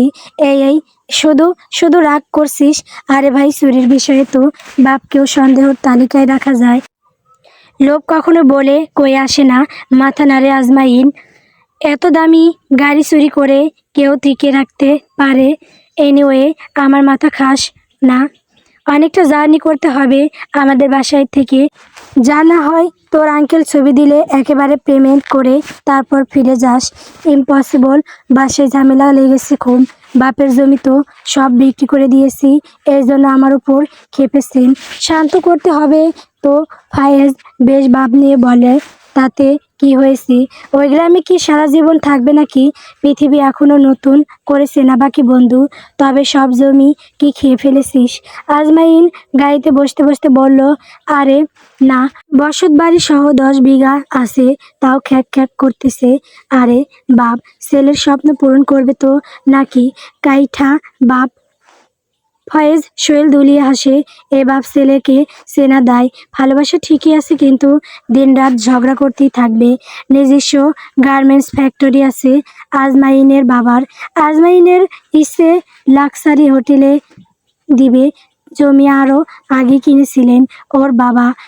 ঝগড়াঝাটি করে সে জমি হাতিয়ে নিয়ে সে 9 মাস আগে ওই জায়গায় ইট পুঁতেছে আজমাইন। তাতেও ক্ষান্ত হয়নি। টাকায় শর্ট পড়ার বাপ দাদার শেষ সম্পত্তিও বিক্রি করে দিয়েছে। ওর ভবিষ্যতে এত জমি রেখে কি হবে? যদি কাজে না লাগে বাকি 10 বিঘা থাকলেই এনাফ। কিন্তু ওর বাবা এখনো মানতে পারেনি বিষয়টা। তিনি দিনরাত ছেলের সাথে ঝগড়া করেন, অথচ নিজেই অনুমতি দিয়েছেন। আজমাইনের হোটেলের 5 তলা কমপ্লিট, ডেকোরেশনের করা বাকি শুধু। তবে এখনই সে কিছু করবে না, আগে নিজেদের নতুন বাড়ির ডেকোরেশন করে দেখতে হবে রাশেদ সাহেবের উপর ভরসা করা যায় কিনা। যদি ভালো হয় তাহলে হোটেলের জন্য বুকিং দিবে। আজমাইন এসব নানান চিন্তা ভাবনা মাথায় নিয়ে ঘুরে। হোটেলের 5 তলা আপাতত করবে, আর বাকি 5 তলা করতে পরবর্তীতে লোন নেওয়া যাবে। বাপের টাকা থাকতে আপাতত লোন নেয়নি। এই ঘটনা নিয়ে বাপ ছেলের কলঙ্ক নিত্য নতুন নয়। ফয়েজের বাসা নারায়ণগঞ্জে, একসাথে ভার্সিটিতে পড়েছে দুজন। তখন থেকে প্রগাঢ় বন্ধুত্ব দুজনের, বলতে গেলে কলিজার বন্ধু। ফয়েজকে বাসায় নামিয়ে দিয়ে আজমাইন বাড়ির পথ ধরে। ট্রাফিক জ্যাম পেরিয়ে বাসে ফিরতে ফিরতে ঘন্টা 2 লাগলো। বাড়ির কাজ ধরার পর থেকেই নতুন ভাড়া বাসায় উঠেছে ওরা। বাসা তো ওদের নতুন বাড়ির পাশে। বাড়ির কাজ ঠিকমতো হচ্ছে কিনা তা দেখেন আজমল শিকদার। লুঙ্গি আর ফতুয়া গায়ে জড়িয়ে মসজিদের এটা ওটা অর্ডার দিয়ে যান তিনি। শুধু এটা এখানে রাখো, এত বালু দিচ্ছ কেন, হ্যান ত্যান কত কথা। সবাই বিরক্ত হলেও কাজ করে যাচ্ছে। তার জহুরি নজর থেকে এক টুকরো ইটও কেউ সরাতে পারে না। আজমাইন যখন ফিরল তখন 3:30 বাজে। বাসায় বেশ থমথমে পরিস্থিতি বিরাজমান। মা বোনের দেখা নেই। কাজের মেয়েটা দরজা খুলে দিয়েছে। কাউকে নিজের উপস্থিতি বুঝতে না দিয়ে নিজের রুমে গিয়ে গোসল সেরে নিল সে। পাতলা টি-শার্ট আর ট্রাউজার পরে চুল ঝাড়তে ঝাড়তে ডাইনিংয়ে বসলো। হাঁক ছেড়ে বলল, ও মা কোথায় তুমি? খিদে পেয়েছে। তামিনা হকচকিয়ে রুম থেকে বের হলো। ছেলেকে দেখে জিজ্ঞেস করলো, কখন আসলি? বাবার সাথে দেখা করছিস না? আজমল শিকদার কোথায়? তামিনা দ্রুত খাবার বাড়তে লাগলেন। মিস্ত্রি দিয়ে বাগান ঠিক করতেছে। গলার স্বর কিছুটা উঁচু করে ছোট মেয়েকে ডাকলেন, আয়শা বাবাকে ডেকে নিয়ে আসো। এখনো খায়নি। একটু বাদেই আয়শা এসে ভাইয়ের পাশে বসে। নিজের প্লেটে খাবার বাড়তে শুরু করলে আজমাইন জিজ্ঞেস করে, তুই এখনো খাওয়া দাওয়া করিসনি কেন? আয়শা খানিকটা বিরক্ত স্বরে বলে, তোমার জন্য অপেক্ষা করছিলাম ভাবছো তা না? একবার খেয়েছি, এখন আবার খিদে পেয়েছে। আজমাইন মাথা নাড়ে। এদের এতটুকু কথা শোয়ানো যায় না। স্যাঁতস্যাঁত করে ওঠে সবাই। আজকাল সবাই তাকে ইগনোর করতে পারলে বাসে। টেবিলে চোখ বুলিয়ে দেখলো আয়োজন তেমন কিছু না। পাবদা মাছের ঝোল, লাল শাক ভাজি আর পাতলা ডাল। নিশ্চয়ই আজ ওর কিপ্টে বাপ বাজার করেছে, এই জন্য খাবারের এই অবস্থা। কিছু করার নেই, এসবই গোগাসে গিলতে হবে। আয়শা অলরেডি খাওয়া শুরু করে দিয়েছে। ওদের খাওয়ার মাঝেই আজমল শিকদার ঘরে এলেন। পরনের লুঙ্গিটা এক হাতে উঁচু করে ধরে হন্তদন্ত হয়ে ছুটে এলেন। চড়াও হলেন আয়শার ওপর। তোকে বলেছি না যে জানালা দিয়ে সারের মতো চেঁচিয়ে আমাকে ডাকবি না? সবাই কি বলে বলতো? কি বলে? মেয়ের এমন দায় সারা জবাবে মেজাজ হারিয়ে ফেলেন তিনি। কিছু বলতে গিয়ে ছেলেকে দেখে প্রসঙ্গ ঘুরিয়ে দেন। ও বুনো শিয়ালটাও আছে দেখছি। তা আমার জমিগুলো খেয়ে মন ভরেনি তোমার বাপ? এখন শান্তিতে ভাত খাচ্ছ কেন? জমি বিক্রি করার পর থেকে আজমাইনকে দেখলে তিনি একই কথা বলেন। খাওয়া থেকে শুরু করে জামা কাপড় নিয়ে খোঁটা দিতে বাদে না তার। মা তোমার স্বামীকে থামতে বলবে। আজমাইনের কথায় আরও চটলেন তিনি। মায়ের স্বামী তোর কি হয়? আজমাইন খেতে খেতে জবাব দেয়, খালু। ব্যাস, আগুন যেটুকু ধরতে বাকি ছিল সেটুকুও ধরে যায়। খোল বিয়ে ওঠেন তিনি। তার এই অবস্থা দেখে আয়শা বলে, আব্বু তুমি একটু থামবে নাকি আমি খাওয়া ছেড়ে উঠে যাব? উনি অসন্তুষ্ট নয়নে মেয়ের দিকে তাকিয়ে বলে, তুই আমার বাড়িতে কি করিস? যা শ্বশুর বাড়ি যা। বসে বসে বাপের অন্ন ধ্বংস করার ধান্দা। আমাকে তো বিয়েই দাওনি আব্বু, বিয়ে তো আপুর হয়েছে। ও তোর বিয়ে দেয়নি? ঠিক আছে ভাত খা, ভাত খা। পারলে দুই বোন আমার কলিজার শিরেখা বিলাপ করতে করতে তিনি বাথরুমে ঢুকলেন। গায়ে এখনো কাদা লাগানো। ছেলেরা আজ সারাদিন বাইরে ছিল। বড় ছেলেকে একটু বেশি ভালোবাসেন কিনা তাই দুপুরে তিনিও না খাওয়া, অথচ ছেলে এসে গিলতে বসেছে। এই জন্য খেপেছেন তিনি। আসলে জমি বিক্রি করার পর মাথা ঘেঁষে আজমল শিকদারের। কথায় কথায় কেমন খিটমিট করে ওঠেন। হাত মুখ ধুয়ে টেবিলে এসে দেখেন তাহমিনা ব্যতীত কেউ নেই। চেয়ার টেনে বসে বলেন, হারামি দুটো চলে গেছে। কি পোলাপান জন্ম দিলাম যে, বাপের দুঃখ বোঝে না। আফসোসের সুর শোনা গেল তাহমিনা স্বামীর কর্মকাণ্ডে, যার পড়া নাই হতাশা। একটা মানুষ যে একটা কিপ্টে হতে পারে তা আজমল শিকদারকে দেখলে বোঝা যায়। লাল শাক ভাজি দিয়ে ভাত মাখাতে মাখাতে তরকারির বাটির মাছগুলো গুনে ফেলেন আজমল। 4টা মাছ দেখা যাচ্ছে। তাহমিনা তার পাতে মাছ দিতে মেলেন, তিনি থামিয়ে দিলেন। মাছ দিও না পাতে, রাতের জন্য রেখে দাও। চিন্তা করো না, মাছ শেষ হলে গেলে সমস্যা নাই, রাতে রান্না করে নিব। আহ, টাকা তো গ্যাসে ধরে। মাছ না দেখলেই তোমার পুত বলবে ডিম ভেজে দাও। এত খরচ করা যাবে না এখন। ওদের জন্য মাছ রেখে দাও, আমি ডাল ভাজি দিয়ে খেতে পারবো। বুড়ো হয়ে কি হবে, রুচি আছে এখনো। তাহমিনার মাথায় হাত। তোমার টাকা পয়সার কম কিসে, তারপরও এমন কিপটেমি করো কেন? ছেলে বড় হয়েছে, কয়দিন পর বিয়ে করবে, নতুন বউ এসে যদি এসব দেখে কি ভাববে? আজমল ব্যঙ্গ করে বলেন, আহ, কি আর বলবে, তোমার এই ছেলেকে কেউ মেয়েই দিবে না, দেখে নিও। এমন অবুঝ মানুষের সাথে কথা না বাড়ানোই ভালো। তাহমিনা কিভাবে এই লোকের সাথে 30 বছর ধরে সংসার করছে তা একমাত্র তিনিই জানেন। হতাশ হয়ে তিনি খাবার বেড়ে দিচ্ছেন। খাওয়া শেষে আজমল উঠে বলেন, 30 বছর ধরে একটা একটা মাছ বাঁচিয়ে ওই টাকা দিয়ে ব্যবসা দিয়েছি। অত সোজা না হও। আর কত কিছু যে বাদ দিয়েছি তা তো জানো না। খালি শাড়ি গয়না নিয়েই পড়ে থাকতে জানো। বলতে বলতে তিনি রুমে চলে গেলেন। এটা বাড়ি তো নয়, যেন রোগ ক্ষেত্র। আজমল সাহেবকে একমাত্র ওনার বড় মেয়েই সামলাতে পারে। তাহমিনা ভাবলেন, একবার বড় মেয়েকে আসতে বলবেন, স্বামীকে সোজা করিয়ে দিয়ে যেতে বলবেন। রাতে খাবার টেবিলে বসে নূরের মন খারাপ দেখে ধীর চোখে চাইলেন রাশেদ সাহেব।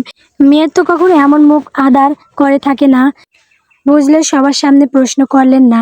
বাবা মেয়ের একান্ত কথাবার্তা সকলের আড়ালেই হয়।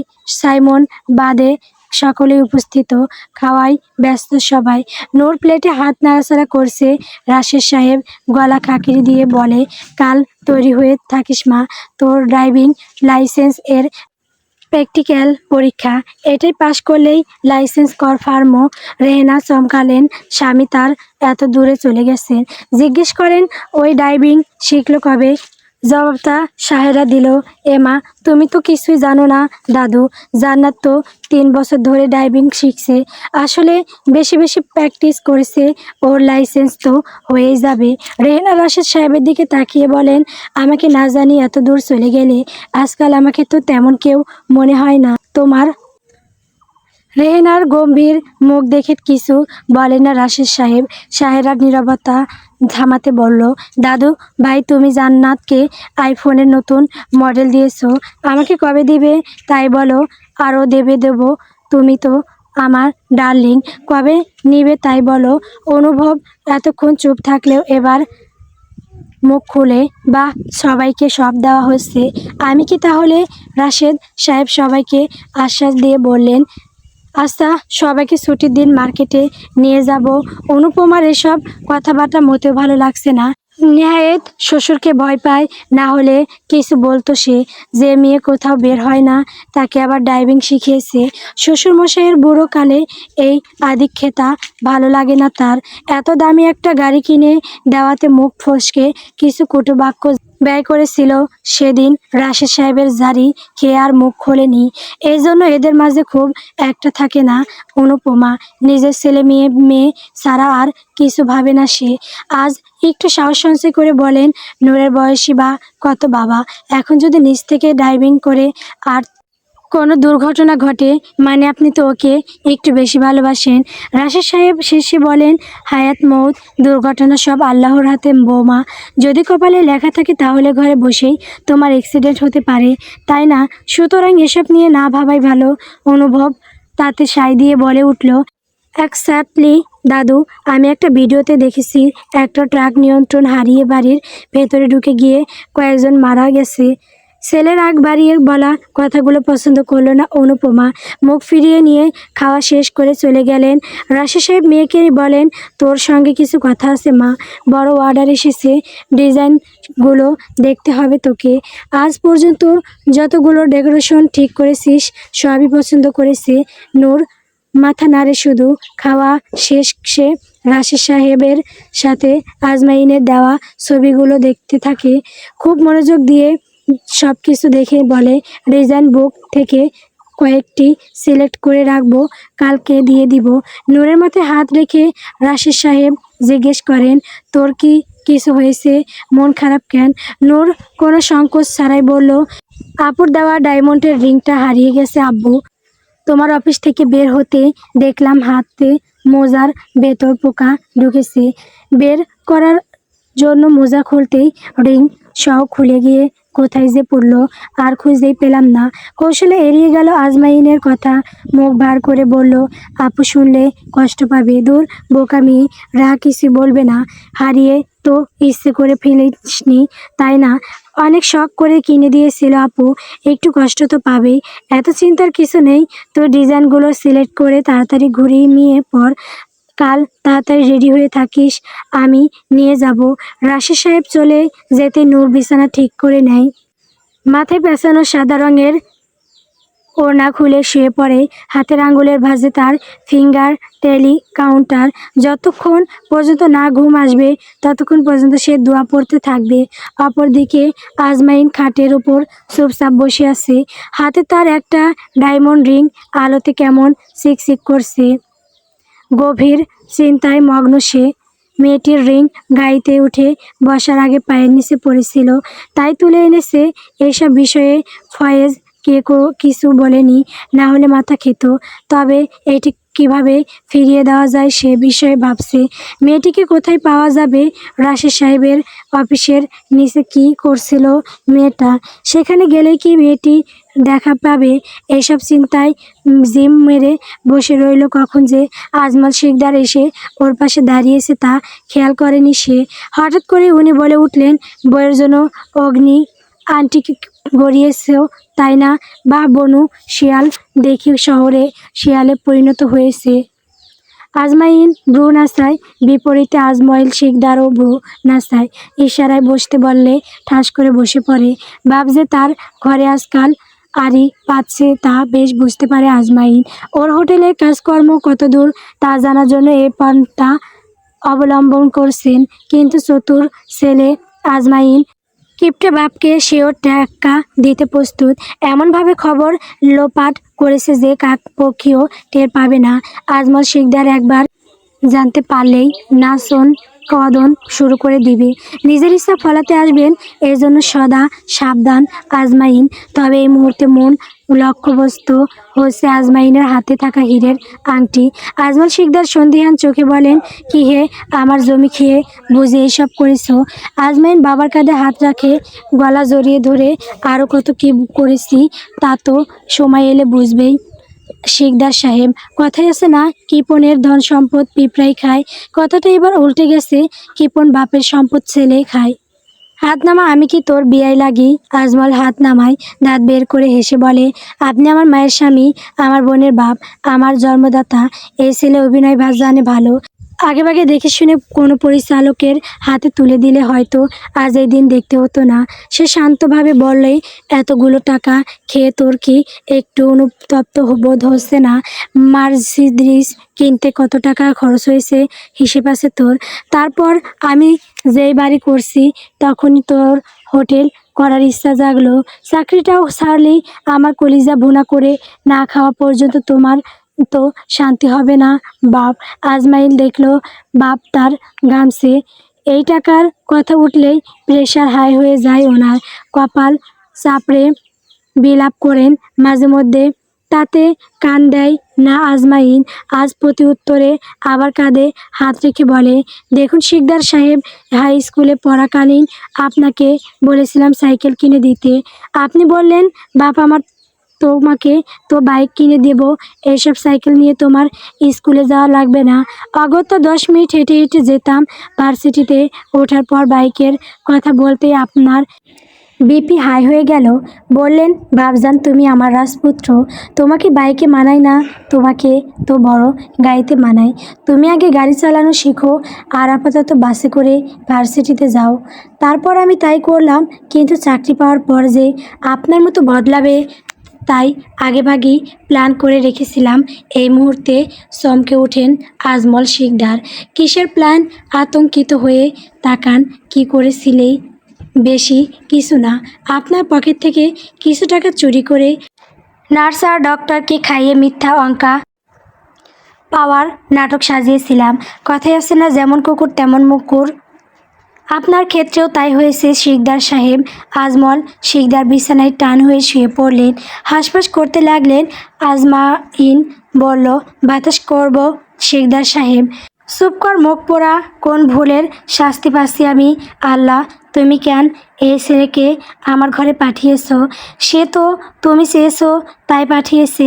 এবার আর সহ্য হলো না। আজমল শিকদারের পায়ের জুতো খুলে তাড়া করলেন, কিন্তু আজমাইনকে আর পাইকে। গাড়ির চাবি হাতেই ছিল। হাঁটুর ব্যথা নিয়ে বাপ তার আসতে আসতে ততক্ষণে সে গাড়ি নিয়ে হওয়া। আজমল শিকদার চেঁচিয়ে বললেন, বাথরুমে গেলেও কি গাড়ি নিয়ে যাওয়া লাগে বুনো শিয়াল? তেল কি তোর বাপের টাকায় আসে?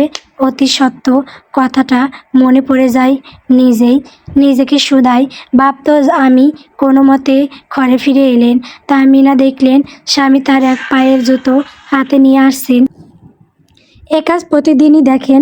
বাপ ছেলের যুদ্ধ থামবার নয়। এবার দেখে শুনে ছেলেকে বিয়ে করাতে হবে।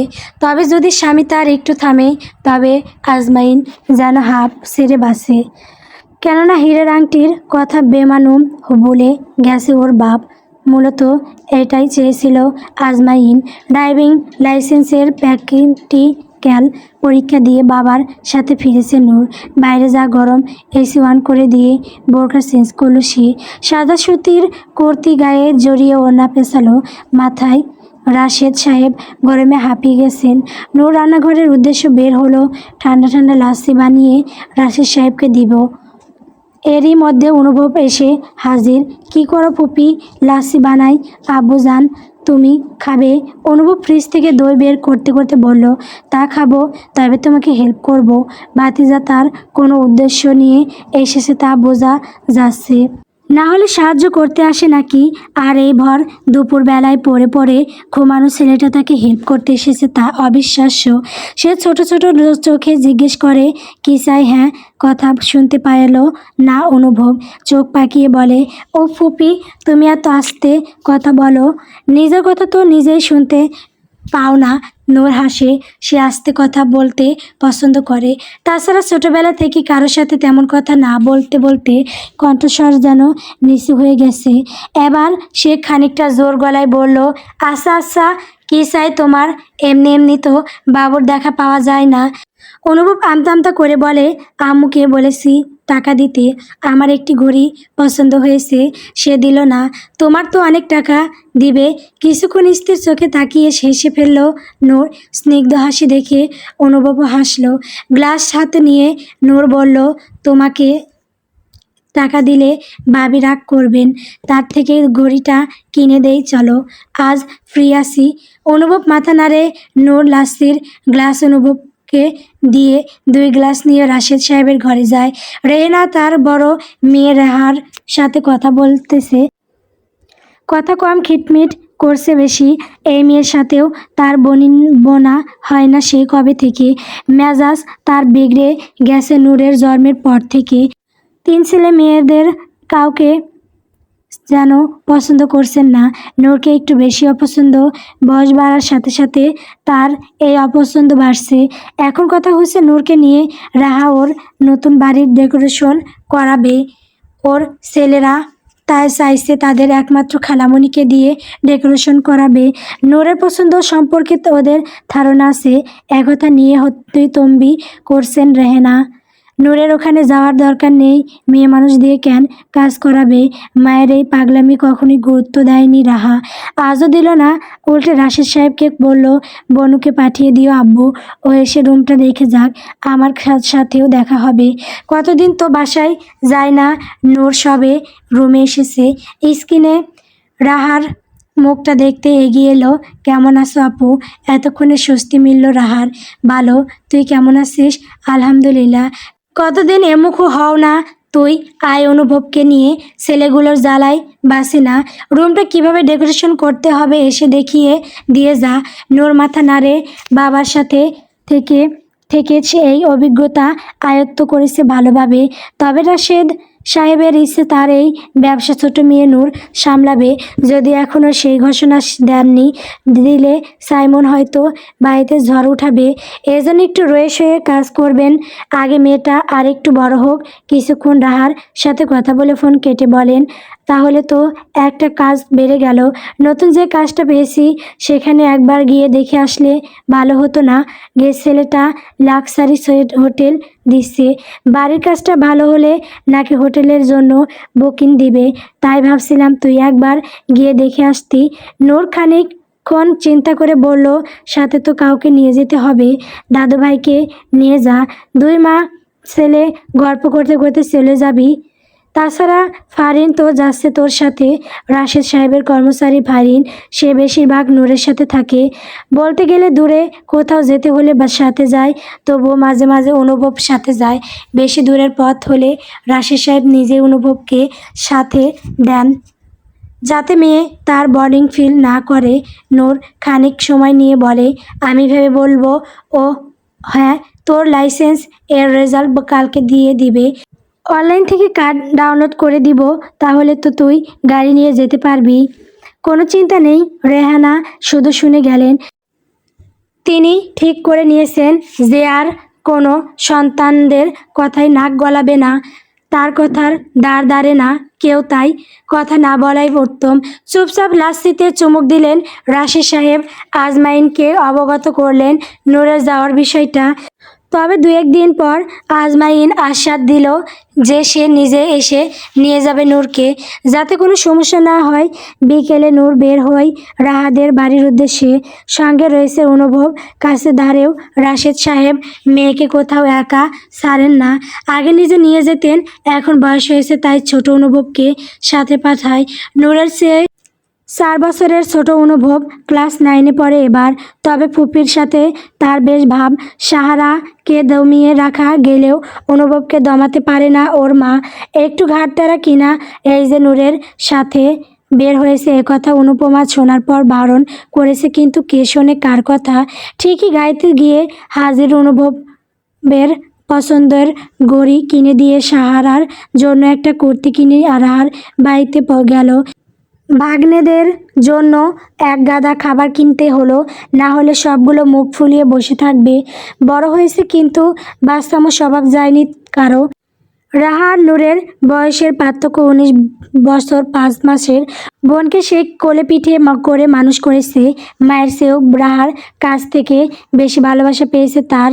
বোনের শত আবদার মেনে নেয়, সবসময় পাশে থাকে। অল্প সময়ে কাজ শেষ করে দুজন ফিরে এলো। কিন্তু আজমাইনের বাড়ি যাওয়ার কথা শুনে অনুপমা ঘর বিরোধ করলো। সে কিছুতেই ছেলেকে এত দূরে যেতে দিবে না। তার উপর নূর ড্রাইভ করবে। তার ভাষ্যমতে শ্বশুর তার টাকা খাইয়ে লাইসেন্স করিয়েছে। নূর ভালো করে ড্রাইভ করতে পারে না কি? বাংলাদেশের কালচার তো বিদেশি দিনের মতো নয় যে এতটুকু মেয়ে এখনই গাড়ি চালাবে। এজন্য বিশ্বাস করতে কষ্ট হচ্ছে। অথচ নূর 3 বছর ধরে গাড়ি চালাচ্ছে, প্র্যাকটিস কম করেনি। অনুপমা তা বিশ্বাস করছে না। শেষে অনুভব বলে উঠল, আমাকে যেতে না দিলে ভাত খাবো না আম্মু। অনুপমার চোখ জ্বলে উঠল। এমনটা অনেক বার করেছে ছেলে। টানা 2 দিন রাগ করে ভাত না খাওয়ার রেকর্ড আছে ওর। তারপর অসুস্থ হয়ে পড়ল। এরপর থেকে অনুভবকে রাগায় না কেউ। সাইমন পেটাবে এই ভয়ে তা কেউ বলে না। অতঃপর কোনো বাক্য ব্যয় না করে অনুভবকে যেতে দিল। আজ প্রথম এতটা পথ ড্রাইভ করবে নূর। সে ভীষণ এক্সাইটেড। গাড়ির কাগজপত্র সব ঠিকঠাক দেখে নিয়ে বিসমিল্লা বলে গাড়ি স্টার্ট দিল। আর সে সাদা রঙের বোরকা পরেছে। এই রঙটা গরম কম টানে। দূরের পথ গরম থেকে বাঁচার জন্য এই পন্থা অবলম্বন করেছে। রাশেদ সাহেব আগেই অফিসে পৌঁছে গেছেন। নূর যখন পৌঁছায় তখন কালো রঙের মার্সিডিজ দেখে চমকে যায়। চেনা চেনা লাগছে ওর। বিষয়টা পাত্তা না দিয়ে অফিস রুমে ঢুকতেই শ্বাস বন্ধ হওয়ার উপক্রম। এ তো ওই ছেলে দুটো যার গাড়ির সামনেই আংটি হারিয়েছিল। এদের সাথে যেতে হবে কি? এ কোনো বেড়াজালে পড়লো ও। তবে আজমাইন বোধহয় চিনতে পারেনি ওই দিন কালো বোরকা আর আজ সাদা বোরকা পরায়। রাহেদ সাহেব পরিচয় করিয়ে দিলেন, ও আমার মেয়ে নূর, ওই তোমাদের বাড়ি দেখতে যাবে। আজমাইন মাথা নাড়ে। আজ ফয়েজও যাচ্ছে ওর সাথে। ও ভেবেছিল রাশেদ সাহেবের মেয়ে বুঝি কোনো বয়স্ক মহিলার হবে বা ওদের সে বয়সে বড় হবে, কিন্তু এ তো পিসি মেয়ে। এ মেয়ে ডেকোরেশনের কি বুঝবে? ওদের দুজনে বিশ্বাস কেমন নড়বড়ে হয়ে গেছে। তবুও একটা সুযোগ দেওয়া যায়। রাশেদ সাহেবের মিটিং থাকায় গাড়ি পর্যন্ত এগিয়ে দিতে পারলেন না। নূরকে যেতে বলতেই সে আগে আগে হাঁটা ধরল। ফায়েজ হাঁটতে হাঁটতে বলল, এই পুচকে মেয়েটার অ্যাটিটিউডও দেখাও। পাত্তাই দিচ্ছে না। তোর গলায় এসে ঝুলে পড়লে ভালো লাগতো বুঝি? তা না, একটু কুশল বিনিময় করবে তো। আমার সাথে যেতে চাইলে মুখ বন্ধ রাখ। আগে আগে গিয়ে গাড়ির দরজা খুলে দে। দেখবি মেয়েটা আমাদের ভদ্র ভাববে। কিন্তু ফয়েজের তা করতে হলো না। নূর নিজে গাড়ির দরজা খুলে ভেতরে বসতেই দুজনের শঙ্খ চড়ক গাছ। ফয়েজ বিস্মিত হয়ে তাকায়। এটা সেই গাড়ি না? ও এবার ব্যাপারটা বুঝতে পারছি। আজমাইলও বেশ অবাক হয়। তাহলে ওই আন্টি এই মেয়েটার। যাক, অবশেষে পাওয়া গেল। ওদের সাথে যাচ্ছে যেহেতু তাই ফেরত দেওয়া যাবে। ওর এমন ভাবনার মাঝে হর্ন বাজায় নূর। আজমাইন মুচকে হেসে সানগ্লাস পরে গাড়িতে উঠল। অনুভব গাড়িতে বসে বসে দুজনকে দেখছিল। একবার ব্যাক সিটে বসা ফারিনকে দেখে নেয়। এখনই কাত হয়ে চোখ বুজেছে। সারা রাস্তা ঘুমানো ছাড়া তার আর কোনো কাজ নেই। অনুভব প্যাকেট থেকে চিপস মুখে পড়ে গম গম স্বরে বলে, বাহ, বেশ হ্যান্ডসাম তো দুজনে। আচ্ছা ফুপি, এদের বাড়িতে যাচ্ছি, গেলে কি খাওয়াবে বলো তো? অত খাওয়ার দরকার নেই বাবু, তোমাকে রেস্টুরেন্টে নিয়ে খাওয়াবো। তুমি তো জানো এভাবে অপরিচিতদের বাড়িতে খাওয়া দাওয়া করতে কমফর্টেবল ফিল করি না আমি। কিন্তু আমি তো করি। বলতে বলতে হাত বাড়িয়ে হর্ন বাজিয়ে আজমাইনকে সতর্কবার্তা প্রেরণ করলো। আজমাইনও তীক্ষ্ণ চোখে লুকিং গ্লাসে পেছনের গাড়িটা দেখে নিয়ে গাড়ির স্পিড বাড়ায়। খোলা রাস্তা হাইওয়েতে দুজনে পাল্লা দিয়ে ড্রাইভ করছে। কিছুটা পথ অতিক্রম করার পরেই হাইওয়ে ট্রাফিক পুলিশ ওদের গাড়ি থামায়। লাইসেন্স হাতে পাওয়ার প্রথম দিনেই পুলিশের হাত পেয়ে পড়ে গেছে নূর। বিষয়টা খুবই আশ্চর্যের। সে তো সাবধানেই ড্রাইভ করছিল, কোনো রোলস ব্রেক করেনি। অথচ পুলিশ দুজন সন্দেহের চোখে ওদেরকেই দেখছে। গাড়ি থেকে সবাইকে বের করে দিয়ে চেক করেছে কিছুক্ষণ, কিছুই পাওয়া যায়নি। এখন তারা মন দিয়ে নূরের কাগজপত্র দেখছে। স্মার্ট লাইসেন্স কার্ড নেই। অনলাইন ফটোকপি দেখে কাগজ চেক করতে সময় নিচ্ছে। নূর আর ফারিন দাঁড়িয়ে আছে পুলিশের সামনে। আজমাইন ইশারায় অনুভবকে কাছে ডাকে, বলে, নাম কি? অনুভব, আচ্ছা। লাইসেন্সের অনলাইনে ফটোকপি নিয়ে গাড়ি চালাতে এসেছে কেন তোমার বোন? তাও আবার সাথে গাড়ি চালিয়ে পাল্লা দিচ্ছে। একে তো পুচকে মেয়ে, কথা শেষ করতে পারে না আজমাইন। তার আগেই অনুভব জেগে ধরে, এক্সকিউজ মি, সে আমার বোন নয়, ফুপি হয়। আর সে এভাবে গাড়ি চালিয়েছে আমার কথায় তার কোনো দোষ নেই। ফয়েজ। আজমাইন তবদা খেয়ে গেল। নূর আর অনুভবকে দেখে নিল আরেকবার। না, এদের এই সম্পর্ক মানাচ্ছে না। অনুভব ওদের মনের কথা চট করে বুঝতে পারলো। বিশ্বাস হচ্ছে না তো কেউ করে না, কিন্তু দাদু বলে গড গিফট অনুভবের মুখের ভঙ্গি অন্যরকম দেখা গেল। খুবই উচ্ছ্বাসিত হয়ে নিজেদের সম্পর্কে বলছিল সে। এবার সে প্রস্তুত হলো বাকি কথাগুলো বলতে। তার আগে নূর ইশারায় তা ডাকতেই চলে গেল। ফয়েজ বলল, বেশ ইন্টারেস্টিং গল্প তাই না? ভালোই লাগছিল। এই জন্য ছোটো মেয়েকে একটু বেশি আদর করেন দাদু। দেখছিস না এই বয়সেই কত কিছু শিখিয়ে ফেলেছে। আমার বাপের মুখেও বেশ কয়েকবার ওর কথা শুনেছি। দেখি এখন আমার বাড়ির কাজ কেমন করে। খারাপ হবে না বোধ হয়। পুলিশ কোথাও কোনো অবৈধ প্রমাণ না পেয়ে ওদের ছেড়ে দিল। নূর নেকাবের আড়ালে অনুভবের দিকে কড়া চোখে তাকায়। এই ছেলের কথাই তাল হারিয়ে ফেলেছিল। এখন আর এই ভুল করা যাবে না, না হলে যেতে দেরি হয়ে যাবে। পার্কিং এরিয়াতে পরপর দুটো গাড়ি ঢুকলো। আজমল শিকদার গাছে পানি দিচ্ছেন। আজমাইনের গাড়ি থেকে পাইপ ফেলে মোটর বন্ধ করে এগিয়ে এলেন। ফারিনের ঘুম ভেঙেছে কিছুক্ষণ হলো। নেমেই আগে ওদের বাড়ির ভেতরে গেল। ছেলের পিছন পিছন সেও বাড়িতে ঢুকলো। আজমাইন আগে বাড়ির প্রতিটি কোণা ঘুরে দেখায় এবং নিজের পছন্দের কিছু ফার্নিচার রাখার বর্ণনা দেয়। ফারিন সব কিছু নোট করেছে। নূর নিজেও দেখে নিয়ে কিছু ছবি তুলে নিল। তবে সে প্রথমে যে ছবিগুলো দেখেছিল তার থেকে বাড়িটার ভেতরে আরও কিছু ভিন্নতা পেয়েছে। ফারিন আইপ্যাডে কিছু রং এর বর্ণনা করছিল। কোনটা ভালো হবে? আজমল শিকদার কাছে এগিয়ে এসে বলেন, কেমন কি খরচ হবে? নূর চমকে তাকায়। কখন যে পাশে এসে দাঁড়িয়েছে বুঝতেই পারেনি। মাথা নেড়ে বলে, সেটা তো আপনাদের দেওয়া বাজেট বলে দেবে আঙ্কেল। আমি তো এখনও বাজেট শুনিনি। আজমল শিকদার মাথা নাড়েন। যখন যাকে সামনে পান তাকে নিজের অসহায়ত্বের গল্প শোনান।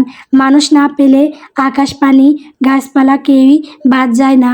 আজও ছাড়ল না, শুরু করে দিল নিজের কৃতিত্ব অর্জন আর ছেলের বিপদগামীর কথাবার্তা। খুবই খারাপ অবস্থায় আছি বুঝলে মা। এই যে ছেলেকে দেখেছো, একটা কথা যদি শোনে আমার সব টাকা ছিনিয়ে নিয়েছে। এখন আমি নিঃস্ব। এই বাড়িটাই শেষ সম্বল। আপনার গার্মেন্টসে কতজন কর্মী আছে আঙ্কেল? এত শুনে দেখিনি 2 ফ্লোর মিলিয়ে কত হার হবে। মনে মনে গুনতে শুরু করে দিয়েছেন তিনি। একটু থেমে তাকিয়ে দেখে ফয়েজ দাঁড়িয়ে আছে। এই ছেলে ওনার গুণধর পুত্রের চেয়েও কোনো অংশে কম না। তিনি চুপচাপ অন্য পাশে সরে এসে দেওয়ালের দিকে তাকিয়ে বললেন, এই দেওয়ালে লাইট গ্রিন কালারের রং দিলে ভালো হবে। বুঝেছিস, তোর আন্টি এই রংটা পছন্দ করে। আজমাইন আসার আগেই নিজের বল পাল্টে ফেলেছেন। মাঝে মাঝে একটু আধটু ভয়ও পায়। প্রায় ঘন্টাখানেক সব কিছু চেক করার পর সব কিছু নোট করে নিল নূর। তারপর প্রথম আজমাইনের সাথে কথা বলল। আপনার বাজেটের বিষয়ে আব্বুর সাথে কথা বলে নেবেন। আগামী সপ্তাহে লোকজন সব পাঠিয়ে দেওয়া হবে। Budget limitless. আপনি শুধু কাজ করিয়ে দিন। ফারিন ব্যাগপত্র গুছিয়ে নিল। বলল, আজ তাহলে আসি। এবার আমরা একাই চলে যেতে পারবো। আজমাইন বাদ সাধল, মা আপনাদের বাসায় রেখেছেন। কথাটা শুনে তৎক্ষণাৎ অনুভবকে খুঁজল নূর। কিছুক্ষণ আগেই ছেলেটা আশেপাশে ছিল, এখন নেই। নিশ্চয়ই বাসার ভেতরে চলে গেছে। আসার সময় বারবার করে বলা সত্ত্বেও কথা শুনল না। বাড়িতে তেমন খাওয়া দাওয়া করে না। কোথাও খেলে খাওয়ার রুচি বেড়ে যায়। অগত্যা ওদের যেতে হলো। অনুভব বেশ আয়েশ করে বসে খাচ্ছে। তাহমিনার রান্নার প্রশংসা করছে। এতে খুশিতে গদগদ হয়ে বেশি বেশি মাংস তুলে দিচ্ছেন তিনি। আজমল শিকদার দাঁড়িয়ে দাঁড়িয়ে দেখছেন। ওনার অগোচরে এত সব আয়োজন করা হয়েছে, অথচ কেউ একটি বার জানানোর প্রয়োজন বোধ করলো না। দাঁতে দাঁত চেপে দাঁড়িয়ে আছেন উনি। তাহমিনা আরেক পিস রোস্ট দিতে গেলেই হৈ হৈ করে বলে ওঠেন, আরে আরে করো কি, বাচ্চা মানুষ এত খেতে পারে নাকি? আজমাইন করা চোখে তাকায়, হাত চেপে ধরে নিচু গলায় বলে, আরেকটা কথা বলবে তো? তোমার বাড়িতে কেরোসিন ঢেলে আগুন ধরিয়ে দেব। তিনি থতমত খেয়ে বললেন, না না, আমি অমন কিছু ভেবে বলিনি। বাচ্চা ছেলে আগের প্লেটেরগুলো খেয়ে শেষ করুক, তারপর ধীরে সুস্থে দিবে। আয়শা এগিয়ে এসে চেয়ার টেনে বসতে বলল নূর আর ফারিনকে। নূর বেশ অপরিচিতদের সাথে তেমন কথা বলতে পারে না। ওর জগৎ একটাই, তা হলো রাশেদ সাহেব। সেই ছোটবেলা থেকেই তার সাথে ঘোরাঘুরি করছে। বাংলাদেশের সকল টুরিস্ট স্পট ঘোরা শেষ ওর। এমন কোনো জায়গা নেই যেখানে যায়নি। ছোটবেলা থেকে স্নেহ ভালোবাসা না পাওয়ার মেয়েকে একটুখানি খুশি রাখতে কী না করেছেন রাশেদ সাহেব। তবু মেয়ে তার বেশিরভাগ সময় মনমরা হয়ে থাকে। পরিবারের সান্নিধ্য না পেয়ে নূর কাজের বাইরে কথা বলতে পারে না। সৌজন্যমূলক কথাবার্তা বলতে গেলে মুখে বাধে। এই জন্য সবসময় ফারিনকে ওর সাথে পাঠানো হয়। মেয়ে তার মাথা ঝাঁকানো ছাড়া তো কোনো বাক্য তেমন বলতে পারে না। ফারিন মাথা নেড়ে বসতে বলে নূরকে আজমাইনকে উদ্দেশ্য করে বলে, যদি কিছু মনে না করেন তাহলে কিছু সময়ের জন্য বাইরে যাবেন। বিষয়টা বুঝতে পেরে আজমাইন তার বাবাকে টেনে বাইরে নিয়ে এলো যাতে ওদের কোনো সমস্যা না হয়। তবে তারপরও নূর শরবত আর ফল ব্যতীত কিছুই খেলো না। নেকাব একটু উঁচু করে খেয়ে রেখে দিয়েছে সব। জার্নি করার সময় ওর রুচি থাকে না খাওয়ার, একেবারে বাসায় গিয়ে খেয়ে নেবে। ফিরতি পথে ওদের সাথে আজমাইন ও ফয়েজ যাবে না। এখন একাই যেতে পারবে ওরা। নূরের বেশ তাড়া, এখানে আর থাকতে ইচ্ছে করছে না। ফারিন ব্যাগপত্র গাড়িতে রেখে রাখছে। অনুভব গাড়িতে বসে আইসক্রিম খাচ্ছে, যেটা আসার পথে তাহমিনা ধরিয়ে দিয়েছেন। মোট কথা বেশ সখ্যতা গড়ে উঠেছেন দুজনের মধ্যে। অনুভব পাকনামো করে তাদের সবাইকে নিজেদের বাড়িতে দাওয়াত করে এসেছে। নূর এক পাশে দাঁড়িয়ে ফোনে কথা বলছে। রাশেদ সাহেব বারবার ফোন করে মেয়ের অবস্থা জেনে নিচ্ছে। ফোন কেটে পেছন ফিরতে দেখলো আজমাইন দাঁড়িয়ে। চমকে উঠল সে। আজমাইন বিনীতভাবে বলল, সরি, এভাবে দাঁড়িয়ে থাকার জন্য। একটা জিনিস দেওয়ার ছিল আপনাকে। কথা শেষ করে আংটিটা বের করতেই বেশ চমকাই নূর। এটা তো ওর সেই হারিয়ে যাওয়া আংটি। কিছুক্ষণ তাকিয়ে রইল রোদে চিকচিক করা আংটির দিকে। অবিশ্বাস্য তার চাহনি। অবশ্য চোখ জোড়াও নেকাবের আড়ালের। তবুও আজমাইন বোধহয় বুঝতে পারল। সে মৃদু হেসে বলল, ওই দিন এটাই খুঁজে পাচ্ছিলেন না বোধহয়। কথা বের হচ্ছে না নূরের মুখ থেকে। আংটিটা ধরতেই পারছে না, এতটাই বিস্মিত হয়েছে সে। আজমাইন বাড়ানো হাত গুটিয়ে নিল পাশেই বড় গোলাপ গাছ। ফুটন্ত লাল গোলাপের ওপর আংটিটি গেঁথে রেখে চলে গেল। নূরের ভেতরে প্রলয় শুরু হলো। ছেলেটা বুঝলো কিভাবে যে ওর হাত থেকে নিতে অস্বস্তি হচ্ছে। মাথা নিচু করে ওর কাঙ্ক্ষিত জিনিসটা নিয়ে গাড়ির দিকে এগোয়। আজমাইন দাঁড়িয়েছিল। ওদের গাড়ি গেট পেরিয়ে চলে যেতেই বাড়ির দিকে পা বাড়ায়। আজমল শিকদার সোফায় বসে গজগজ করছেন। তাহমিনা বিরক্ত হয়ে বলেন, এখনও তোমার কিপটেমি গেল না? বলে টাকা পয়সা কি সব করবে, নিয়ে যাবে? তেতে উঠলেন তিনি। এসব কথা পরে, আগে তোমার ছেলের কথা শোনো। ওই বোরকা পরা মেয়েটার সাথে তোমার ছেলের ইটিস পিটিস চলছে, সেটা জানো কি? আজমাইন কেবল ঘরের দরজায় পা রেখেছে। বাপের মুখের কথা শুনে থ হয়ে গেল। এই লোকের মাথায় তার কি সবগুলো ছিঁড়ে গেছে? না জেনে বুঝে কী সব ভুলভাল বকছে। তামিনা বিরক্ত হয়ে বলে, তাতে তোমার কি? আমার ছেলে ইটিস পিটিস করুক বা বিয়ে করে নিয়ে আসুক, তাতে তোমার কি? তুমি যে তিনতলা আন্টির সাথে ছাদে গিয়ে লুডো খেলো, তা কি বলেছি আমি? আজমল শিকদার দাঁড়িয়ে পড়লেন। তেরে আসার ভঙ্গিতে হেঁটে এলেন আজমাইনের দিকে। কথা ঘুরাবি না? আমি না হয় লুডো খেলি, তুমি তো আংটি দিচ্ছ বাপ, তাও ডায়মন্ডের আংটি। আমার জমি খেয়ে কি এইসব করা হচ্ছে? নূর এখনও ফেরেনি। কিছুক্ষণ আগে জানিয়েছে যে 8 ঘন্টা লাগবে। রাশেদ সাহেব আজ বাসায় তাড়াতাড়ি এসেছেন। বিকেলে মেয়ের সাথে নাস্তা করবেন। তাছাড়া আজকে তাড়াতাড়ি কাজ শেষ করেছেন। ইদানিং শরীর ভালো যাচ্ছে না তার। নূরকে সাথে নিয়ে চেক আপে যেতে হবে। তিনি ড্রয়িং রুমে সোফায় বসে পেপার পড়ছেন। আজ সকালে অর্ধেক পড়েই বেরিয়ে পড়েছিলেন। এখন পুরোটা শেষ করতে হবে। এমন সময় সাইমন এলো। নিজ রুমে না গিয়ে বাবার মুখোমুখি সোফায় বসে হাঁপ ছাড়ল। আজ বড্ড গরম পড়েছে। অন্য সময় হলে রুমে গিয়ে এসির নিচে বসে পড়তো। আজ কিছু দরকারি কথা বলার আছে বাবার সাথে, এর জন্য শত বিরক্তি থাকা সত্ত্বেও বসেছে। রাশেদ সাহেব পেপার রেখে বলল, কি ব্যাপার, আজ এত তাড়াতাড়ি এসেছো? এমনি বাইরে যা গরম, তাছাড়া এখন সব কিছু 7টার মধ্যে বন্ধ হয়ে যায়। ভাবলাম তাড়াতাড়ি ফিরি আজ। আচ্ছা, ব্যবসা কেমন চলছে? নতুন মাল কিনেছো নাকি এখনো সেই পুরনোগুলো নিয়ে ঘাটাঘাটি করছো? সাইমন নিজেকে কিছুটা শিথিল করলো, গলায় নমনীয়তা ঢেলে দিয়ে বলল, সেই ব্যাপারে কিছু কথা বলতে চাচ্ছি। আচ্ছা বলো, আজকাল ফার্নিচারের ব্যবসায় আর কতই লাভ? তেমন কিছুই হচ্ছে না। ভাবছিলাম তোমার ব্যবসাটা হাতে নিব, ওটাতে ভালো লাভ হবে। তাছাড়া তোমার তো বয়স হয়েছে, এখন অবসরে যাওয়াই ভালো। ছেলে তার ভালো মানুষই দেখাচ্ছে।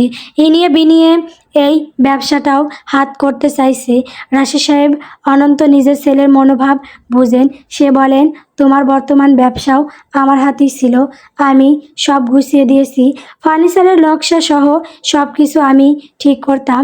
তোমার হাতে ব্যবসা তুলে দেওয়ার পরেও আমি তোমাকে সব শিখিয়ে পড়িয়ে দিতে চেয়েছি, কিন্তু তুমি রাজি হওনি। বন্ধুদের সাথে শেয়ারে ব্যবসা বড় করেছো, তারপর লসের পর লস করেছো। তবু আমি লস ঠেকাতে টাকা ঢেলেছি তোমার পিছনে, তারপরও কোনো উন্নতি করতে পারোনি। এখন আমার এই ব্যবসার দিকে নজর দিয়েছো। না, আমি তো তোমার উপর ভরসা করতে পারছি না। সাইমনের মাথা গরম হলো, তবুও সে মাথা ঠান্ডা রাখলো। তোমার কথা না রাখার জন্য আমি দুঃখিত আব্বু, আর কখনো অবাধ্য হব না। আরেকবার সুযোগ দেওয়া যায় না? রাশিদ সাহেব বেশ শান্ত গলায় বললেন, না যায় না, কারণ আমি এই ব্যবসা অলরেডি নূরের হাতে তুলে দিয়েছি। ও আমার সব কথা অক্ষরে অক্ষরে পালন করে। গত 3 বছর ধরে আমার সাথে হাতে হাত লাগিয়ে কাজ করেছে সে। ছোটবেলা থেকে ইন্টেরিয়র ডিজাইন সম্পর্কে পড়িয়েছি, যতগুলো বই এনে দিয়েছি সবগুলো পড়েছে সে। বাবার কথা মান্য করলে যে অতি শীঘ্রই সাফল্য আসে, তার উদাহরণ আমার ছোট মেয়ে। তুমি যেহেতু আমার কথা শোনোনি, তাই আমিও তোমার কথা রাখতে পারছি না। খুব শীঘ্রই আমি আমার ব্যবসা নূরের হাতে তুলে দেব, আর একটু বড় হোক তারপর। একথা শুনে আর চুপ থাকতে পারে না সাইমন, এক প্রকার চেঁচিয়ে উঠে, আমি আপনার ছেলে, বাবার সব সম্পত্তির ওপরে আমার অধিকার সবচেয়ে বেশি। ও মেয়ে মানুষ, কি ব্যবসা সামলাবে? বিয়ে দিলেই তো চলে যাবে। রাহাকে তো ফ্ল্যাট দিয়েছেন, ওকেও দিবেন, তাইলেই তো ঝামেলা মিটে যায়। ব্যবসা দেওয়ার কি দরকার? তোমাকে অনেক বেশি দেওয়া হয়েছে, তুমি তা ধরে রাখতে পারোনি। এ ব্যবসা কিছুতেই তোমাকে দেওয়া যাবে না। আমার মেয়ে আছে এ ব্যবসায় শেয়ারে, সে কাজ করেই টাকা উপার্জন করেছে। তার বুদ্ধি বিবেচনা তোমার থেকেও তীক্ষ্ণ। বেঁচে থাকতে আমার ব্যবসার দোষ দেখতে পারবো না। সাইমনের স্বর আরও উঁচু হয়, আমিও তো কিছু জানতে চাই না। আমার ব্যবসাটা দরকার, আপনি দিবেন। আমার ছেলে মেয়ের ভবিষ্যৎ আছে এতে, ওদেরও হক আছে। ওদের হক তোমার সম্পত্তিতে, আমার নয়। তুমি তোমার ভাগের জিনিস ক্ষয় করে ফেলেছো, এখানে আমার কিছু করার নেই। কথা বলতে বলতে হাঁপিয়ে গেছেন রাশিদ সাহেব। ডক্টর তাকে উত্তেজিত হতে বারণ করে দিয়েছেন, তা সাইমন জানা সত্ত্বেও থামছে না। সে বলেন, যাচ্ছে, আমি আমার ভাগের সব কিছু চাই, আপনি দিতে বাধ্য। ছেলের এমন উগ্র আচরণে উঠে দাঁড়ালেন রাশিদ সাহেব, তোমাকে আর কিছুই দিব না আমি, যা করার করে নাও। বুকে হাত চেপে জোরে জোরে শ্বাস নিচ্ছেন রাশিদ সাহেব। চেঁচামেচিতে রাহানা অনুপমা চলে এসেছে।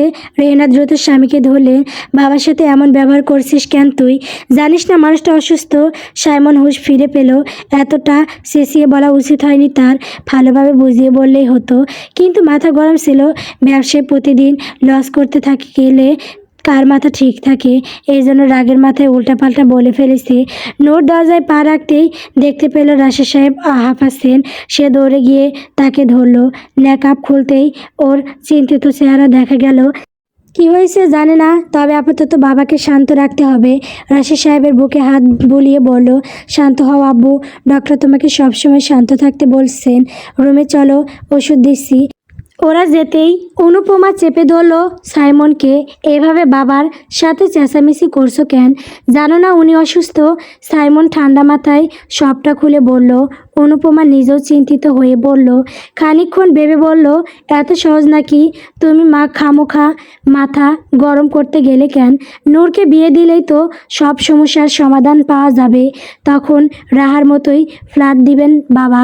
ছোট মেয়েকে বেশি ভালোবাসেন ঠিক, হয়তো একটু বেশি দিবেন, কিন্তু এত বড় ব্যবসা তো দেবেন না। তোমার মাথায় কি এই সহজ কথাটা ঢুকলো না? খালি চেঁচামেচি করতেই পারো।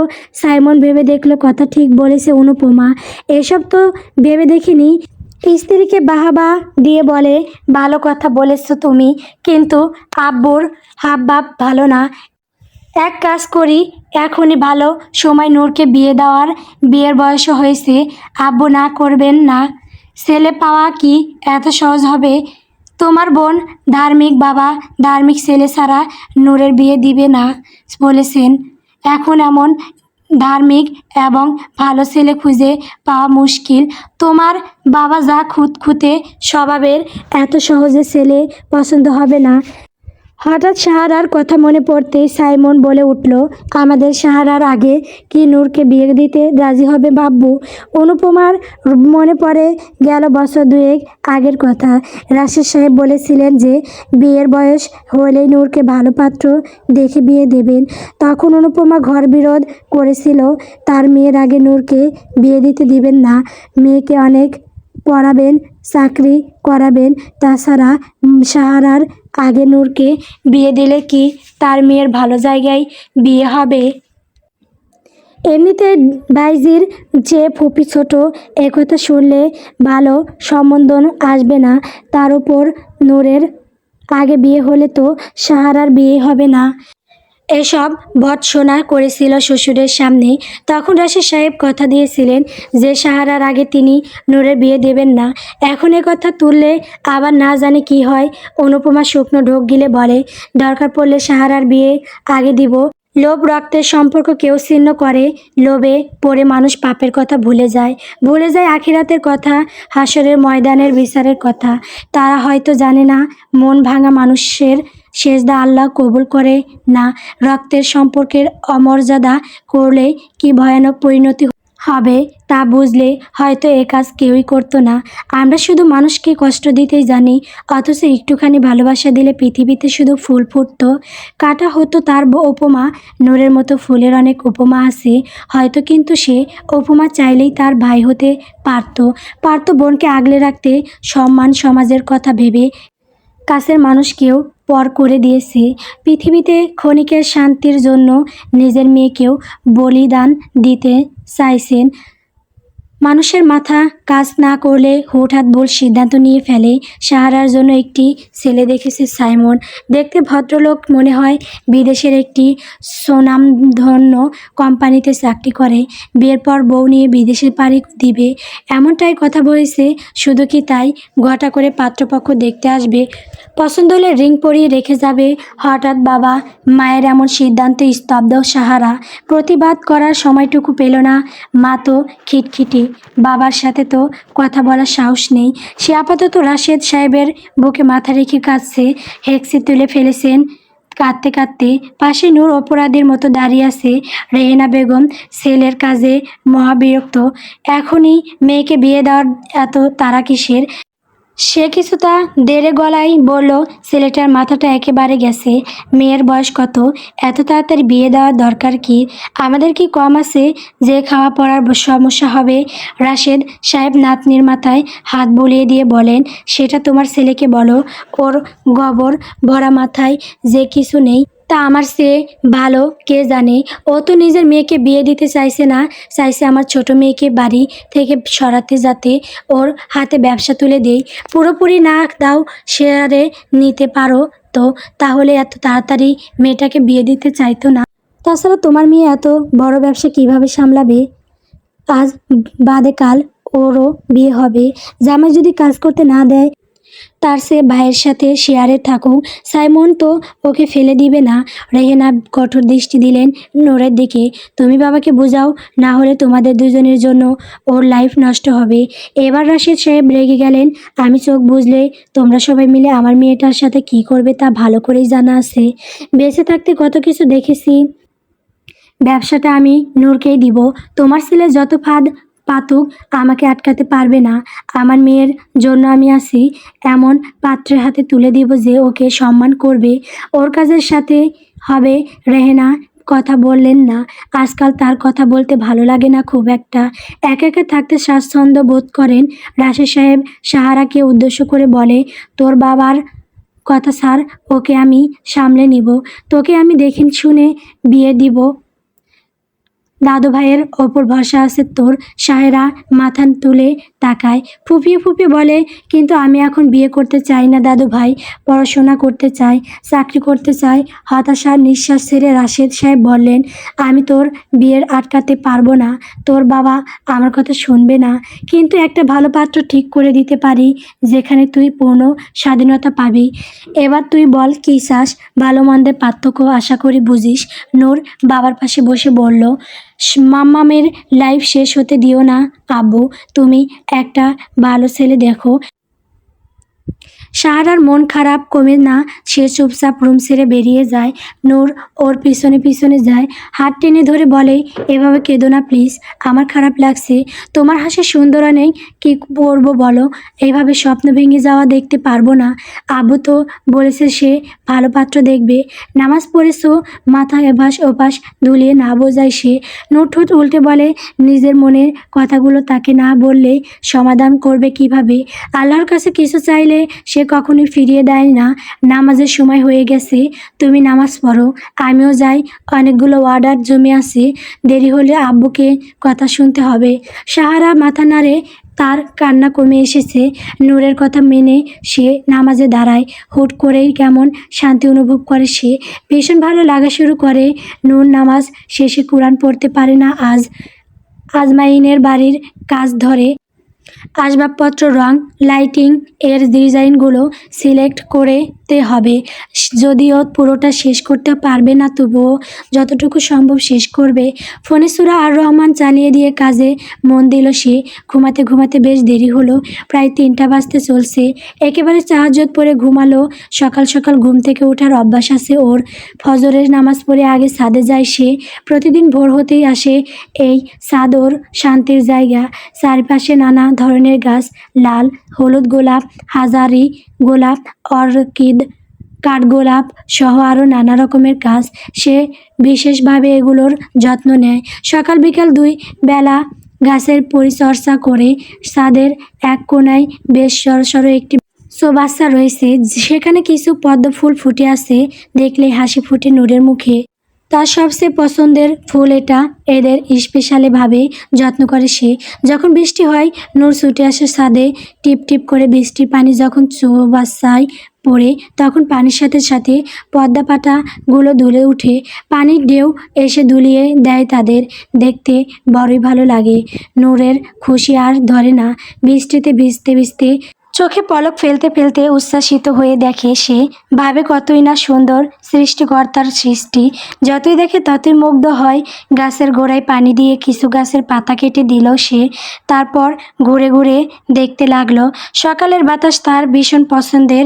বেশিক্ষণ থাকা হলো না। অনুপ্রমার ডাকে তাকে নিচে নেমে আসতে হলো। নিচতলায় 2টো বেডরুম, একটা রাশেদ সাহেব ও রেহেনার, আরেকটা অনুপমা ও সাইমনের। বাকি অংশে রয়েছে বিশাল ড্রয়িং রুম, কিচেন ও স্টোর রুম। দোতলায় 4টে রুম। সিঁড়ি বেয়ে উঠলে পরপর রুমগুলো। নূর একদম শেষের রুমে থাকে। তার পাশের রুমটা সাহারার। অনুভবের পাশের রুমটা গেস্ট রুম। যদিও এই বাড়িতে তেমন গেস্ট আসে না। নূর দ্রুত নিচে নেমেছে। অনুপ্রমা 2জন মেয়েডকে বুঝিয়ে দিচ্ছে যে কি রান্না করতে হবে। সে নিজের রান্না ঘরে যায় না বছর 6 হলো। আগে রান্না করলে এখন তার ভালো লাগে না। এ বয়সে এসে রূপচর্চার মন দিয়েছে। নূরকে দেখে সে বলে উঠল, আজ সাহারাকে দেখতে আসবে জানো নিশ্চয়ই? উত্তর শোনার প্রয়োজন বোধ করলো না। তুমি ওদের সাথে কয়েক পদ রান্না করো। তোমার কিছু কিছু রান্না ভালো, কয়েক রকমের জুস রেখো। বোরহানি রাখবে নূর হালকা মাথা নাড়ে। অনুপমা বলে, আমি গিয়ে দেখি সাহারা উঠেছে কিনা। ওনারা 10টার মধ্যে চলে আসবে, আগে নাস্তা রেডি করে ফেলো সবাই। না বললেও নূর নিজের কাজে হাত লাগাতো। তাছাড়া অনুপমা কখনো নূরকে রান্নার কথা বলে না, ওর রান্না খেয়েও কখনো প্রশংসা করে না। আজ যেহেতু বলেছে একটু বেশি সময় নিয়ে রান্না করবে সে, আমের শরবত এবং লাস্সি বানিয়ে চটজলদি ফ্রিজে রেখে দিল সে। তারপর স্যানকোস বানালো। রাশেদ সাহেব এলেন, রান্নাঘরে উকি দিয়ে বলেন, কী রে মা, তুই এই সকাল সকাল রান্নাঘরে? মাদ্রাসায় যাবি না? নূর ঘাড় ফেরায়। আলিম, পরীক্ষা শেষ আব্বু, এখন তো ফাজিলে পড়েছি। শুরুর দিকে কোনো প্যারা নেই, আজ মাম্মামকে দেখতে আসবে, এতটুকু সাহায্য তো করতেই হবে বলো। ওই আচ্ছা, আমার ওষুধ দিয়ে যা তো।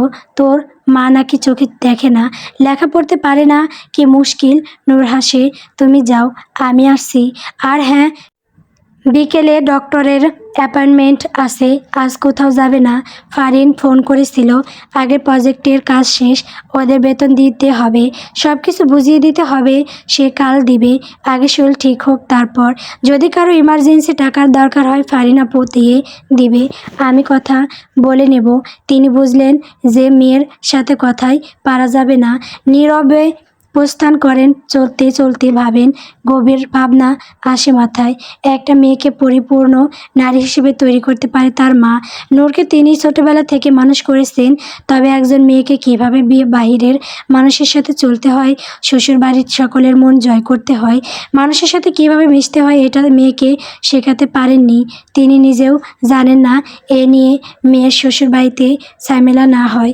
কেননা নূর অতিরিক্ত কোলাহল বা মানুষজন পছন্দ করে না, তাদের মধ্যে যেতে অস্বস্তি হয়।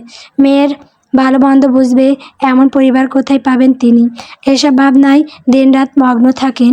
নামাজ পড়ে আল্লাহর কাছে বারবার একই দোয়া করেন, তার মেয়ে যেন ভালো কর পায়। এখন বাকিটা আল্লাহর ওপর ছেড়ে দিয়েছেন। তবে তার ছেলেটা মানুষ হলো না। মেয়ের জন্য একটা বদর মার্কা ছেলে দেখেছে, অলরেডি সব খোঁজ খবর নিয়ে ফেলেছেন তিনি।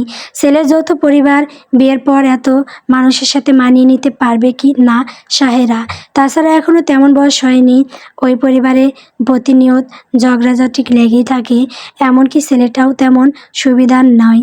10 বছর ধরে বিদেশে থাকে, ওখানেই পড়াশোনা করে চাকরি করছে। ছেলের সম্পর্কে ভালো করে খোঁজ নিতে পারেননি, তবে লোক লাগিয়েছেন। এই বয়সে এসেও এত সব দায়িত্ব নিতে হচ্ছে তার। নূর সর্ষে, ইলিশ আর গরুর মাংস রেঁধে কাজ সমাপ্ত করেছে। তার রান্না শেষে হয়েছে 11টায়, বাকি রান্না মেড দুজন সমাপ্ত করবে। বাড়িতে মেহমান আসলেই নূর কেমন গুটিয়ে যায়, রুমের দরজায় খিল লেটে বসে থাকে। মেহমান যেহেতু আসেনি তাই নূর তাড়াতাড়ি রুমে চলে গেল। গোসল করে হেয়ার ড্রায়ার দিয়ে চুল শুকিয়ে চুপচাপ প্রজেক্টের কাজ করতে বসলো। হুট করেই চোখ গেল ড্রেসিং টেবিলের ওপর পড়ে থাকা ডায়মন্ড রিংয়ের দিকে। আসার পর থেকে এভাবেই ফেলে রেখেছিল, হাতে পড়াও হয়নি। হঠাৎ করে অন্যমনস্ক হয়ে গেল নূর। খাটের সাথে হেলান দিয়ে স্থির হয়ে তাকিয়ে রইল। ম্যাকবুকটা পাশে রেখে মাথা নোয়ায়। জীবনটা বড় একঘেয়ে হয়ে গেছে। বাসায় থাকতে থাকতে আরও বেশি হয়েছে। মাদ্রাসায় তার কোনো বন্ধু নেই, বাকি মেয়েরা নিজেদের মতো করে আড্ডা দেয়, মজা করে, ও চুপচাপ একা একা বসে থাকে। নূরের এই একাকিত্ব যেন ভয়ানক। এভাবে চললেও কি কখনো স্বাভাবিকভাবে কারো জীবনসঙ্গী হিসেবে কাটিয়ে দিতে পারবে? এমন শত ভাবনা মনে দোলা দিয়ে যায়। হঠাৎ করে দেখলো ওর সামনে আজমাইন দাঁড়িয়ে আছে, হাতটা বাড়িয়ে দিয়েও ঠোঁট মৃদু হাসি ঝুলিয়ে আছে, হাতে তার সেই ডায়মন্ড রিং। মুহূর্তেই চমকে উঠে নূর, চোখের পলক ফেলে সোজা হয়ে বসে। না, কেউ নেই। হ্যালো শোন হয়েছে, কিন্তু হঠাৎ এমন কেন হলো? দু হাতে মাথা চেপে ধরে সে। তখনই দরজা ধাক্কা দিল কেউ। এসির মধ্যেও দর দর করে ঘামছে নূর, হাত দিয়ে মুখে ঘাম মুছে। দরজা খুলতেই অনুভবের মুখটা ভেসে এলো, হাসি মুখে বলল, আপুকে দেখতে এসেছে ফুপি। ছেলেটা অনেক স্মার্ট, অনেকে এসেছে, চলো লুকিয়ে ওদের কথা শুনি না বাবু, এভাবে কথা শুনতে হয় না। তাছাড়া কি হবে তা তো পরেই জানা যাবে, বিয়ে তো লুকিয়ে হবে না। কি জিজ্ঞেস করে তা শুনবে না, কদিন পর তোমাকেও তো দেখতে আসবে। চলো চলো, এক প্রকার জোর করে নূরকে নিয়ে গেল অনুভব। সাবধানে সিঁড়ি বেয়ে নেমে দেওয়ালের আড়ালে লুকায়। সাহারাকে এখনো আনেনি। নাস্তার পর্ব চলছে। 4 জন মহিলা এবং 3 জন পুরুষ সহ মোট 7 জন। এর মধ্যে একজন ছেলের বাবা ও কাকা, আর একজন ছেলের মা চাচি, মামিরাও এসেছে। সাহেরা আসার পরে সবাই নড়েচড়ে বসলো। বেচারি সাহারা ভীষণ অপ্রস্তুত, হাত পা কাঁপছে। রেহেনা উপস্থিত নাতনির পাশে বসে আছেন। এরপর শুরু হয়ে জিজ্ঞাসা পর্ব। পড়াশোনা থেকে শুরু করে আরবি পড়া কতদূর এবং সূরাও বলে শোনাতে হয়। লোকগুলোও ভীষণ সেকেলে টাইপের। আজকাল এসব কেউ জিজ্ঞেস করে নাকি? রাশেদ সাহেব বসে আছেন চুপ করে। অনুপমাকে খুব একটা উচ্ছ্বাসিত দেখা গেল না পাত্রপক্ষ দেখে। বোঝা যাচ্ছে তার পছন্দ হয়নি। তবে সাইমন বেশ খাতির যত্ন করতেছে। সব শেষে সাহারাকে ঘরে পাঠিয়ে দেওয়ার পর রাশেদ সাহেব মুখ খোলেন। আপনাদের ছেলে তো বিদেশে থেকে পড়াশোনা করেছে, তাই না? হ্যাঁ হ্যাঁ, পড়াশোনায় খুবই ভালো। ছোট থেকেই পড়ার প্রতি ঝোঁক। ছেলের আমার সোনার টুকরো, একদম খাঁটি। ছেলের মা কথাটি বলেন। রাশেদ সাহেব মৃদু হেসেলেন। তা কোন দেশে থাকে জানো? এবার ছেলে নিজে জবাব দিল, কানাডা। তুমি যে ওখানে কন্ট্রাক্ট ম্যারেজ করেছিলে তা কি তোমার পরিবার জানে? কাগজপত্র ঠিক হওয়ার পর আবার ব্যাচেলর লাইফে ফিরে এসে এখন বিয়ে করছো? কথাটা তো আমাদের আগে বলনি। উপস্থিত সবাই কেমন ঠান্ডা হয়ে গেল। ছেলে চুপ করে বসে রইল। বাকি আত্মীয়রা আর কথা বলতে পারল না। রাশেদ সাহেব সাইমনকে কড়া গলায় বলেন, খোঁজ খবর না নিয়েই বাড়িতে নিয়ে এলি। আর একটু দেরি করা যাচ্ছিল না? ছেলে বড়লোক বা লেখাপড়া হলেই হয় না, মানুষ হতে হয়। কিছু সময় অতিবাহিত হলো। পাত্রপক্ষ চলে গেছে। বাসার ড্রয়িং রুমে মিটিং বসেছে। বাবার রাগকে অপেক্ষা করে সাইমন বলে, আমি তো দেখে শুনে বিয়ে দিতাম, তাই না? দেখতে আসলেই তো বিয়ে হয়ে যায় না। রাশেদ সাহেব বললেন, তুমি কি করবে তা যা তো জানা আছে আমার। আমার কথা তো শুনবে না? মেয়ের বিয়ে দেবেই ঠিক করেছি আমি। আমার নাতনির বিয়ের পাত্র খুঁজব। আশা করি এতে দ্বিমত করবে না। নূরের আর কিছু শুনতে ইচ্ছে করলো না। দ্রুত রুমে ফিরে এসে ল্যাপটপ ওপেন করলো। মেল বক্সে নোটিফিকেশন এসেছে। ইনবক্সে যেতেই আইজমাইন শিকদার আইডিটি জলজল করে উঠল। আতঙ্কে উঠে নূর ঘুরে ফিরে এই ছেলেই কেন আসে? আগে কখনো এমন হয়নি তো। হচ্ছে কি ওর সাথে? গল্প পদ্মপ্রিয়া। গল্পটি কেমন হয়েছে কমেন্ট করে বলবেন। আমার চ্যানেলে নতুন নতুন গল্প পেতে আমার চ্যানেলটিকে সবাই সাবস্ক্রাইব করবেন। সাবস্ক্রাইব করলে গল্প দেওয়া হবে, তাছাড়া দেওয়া হবে না।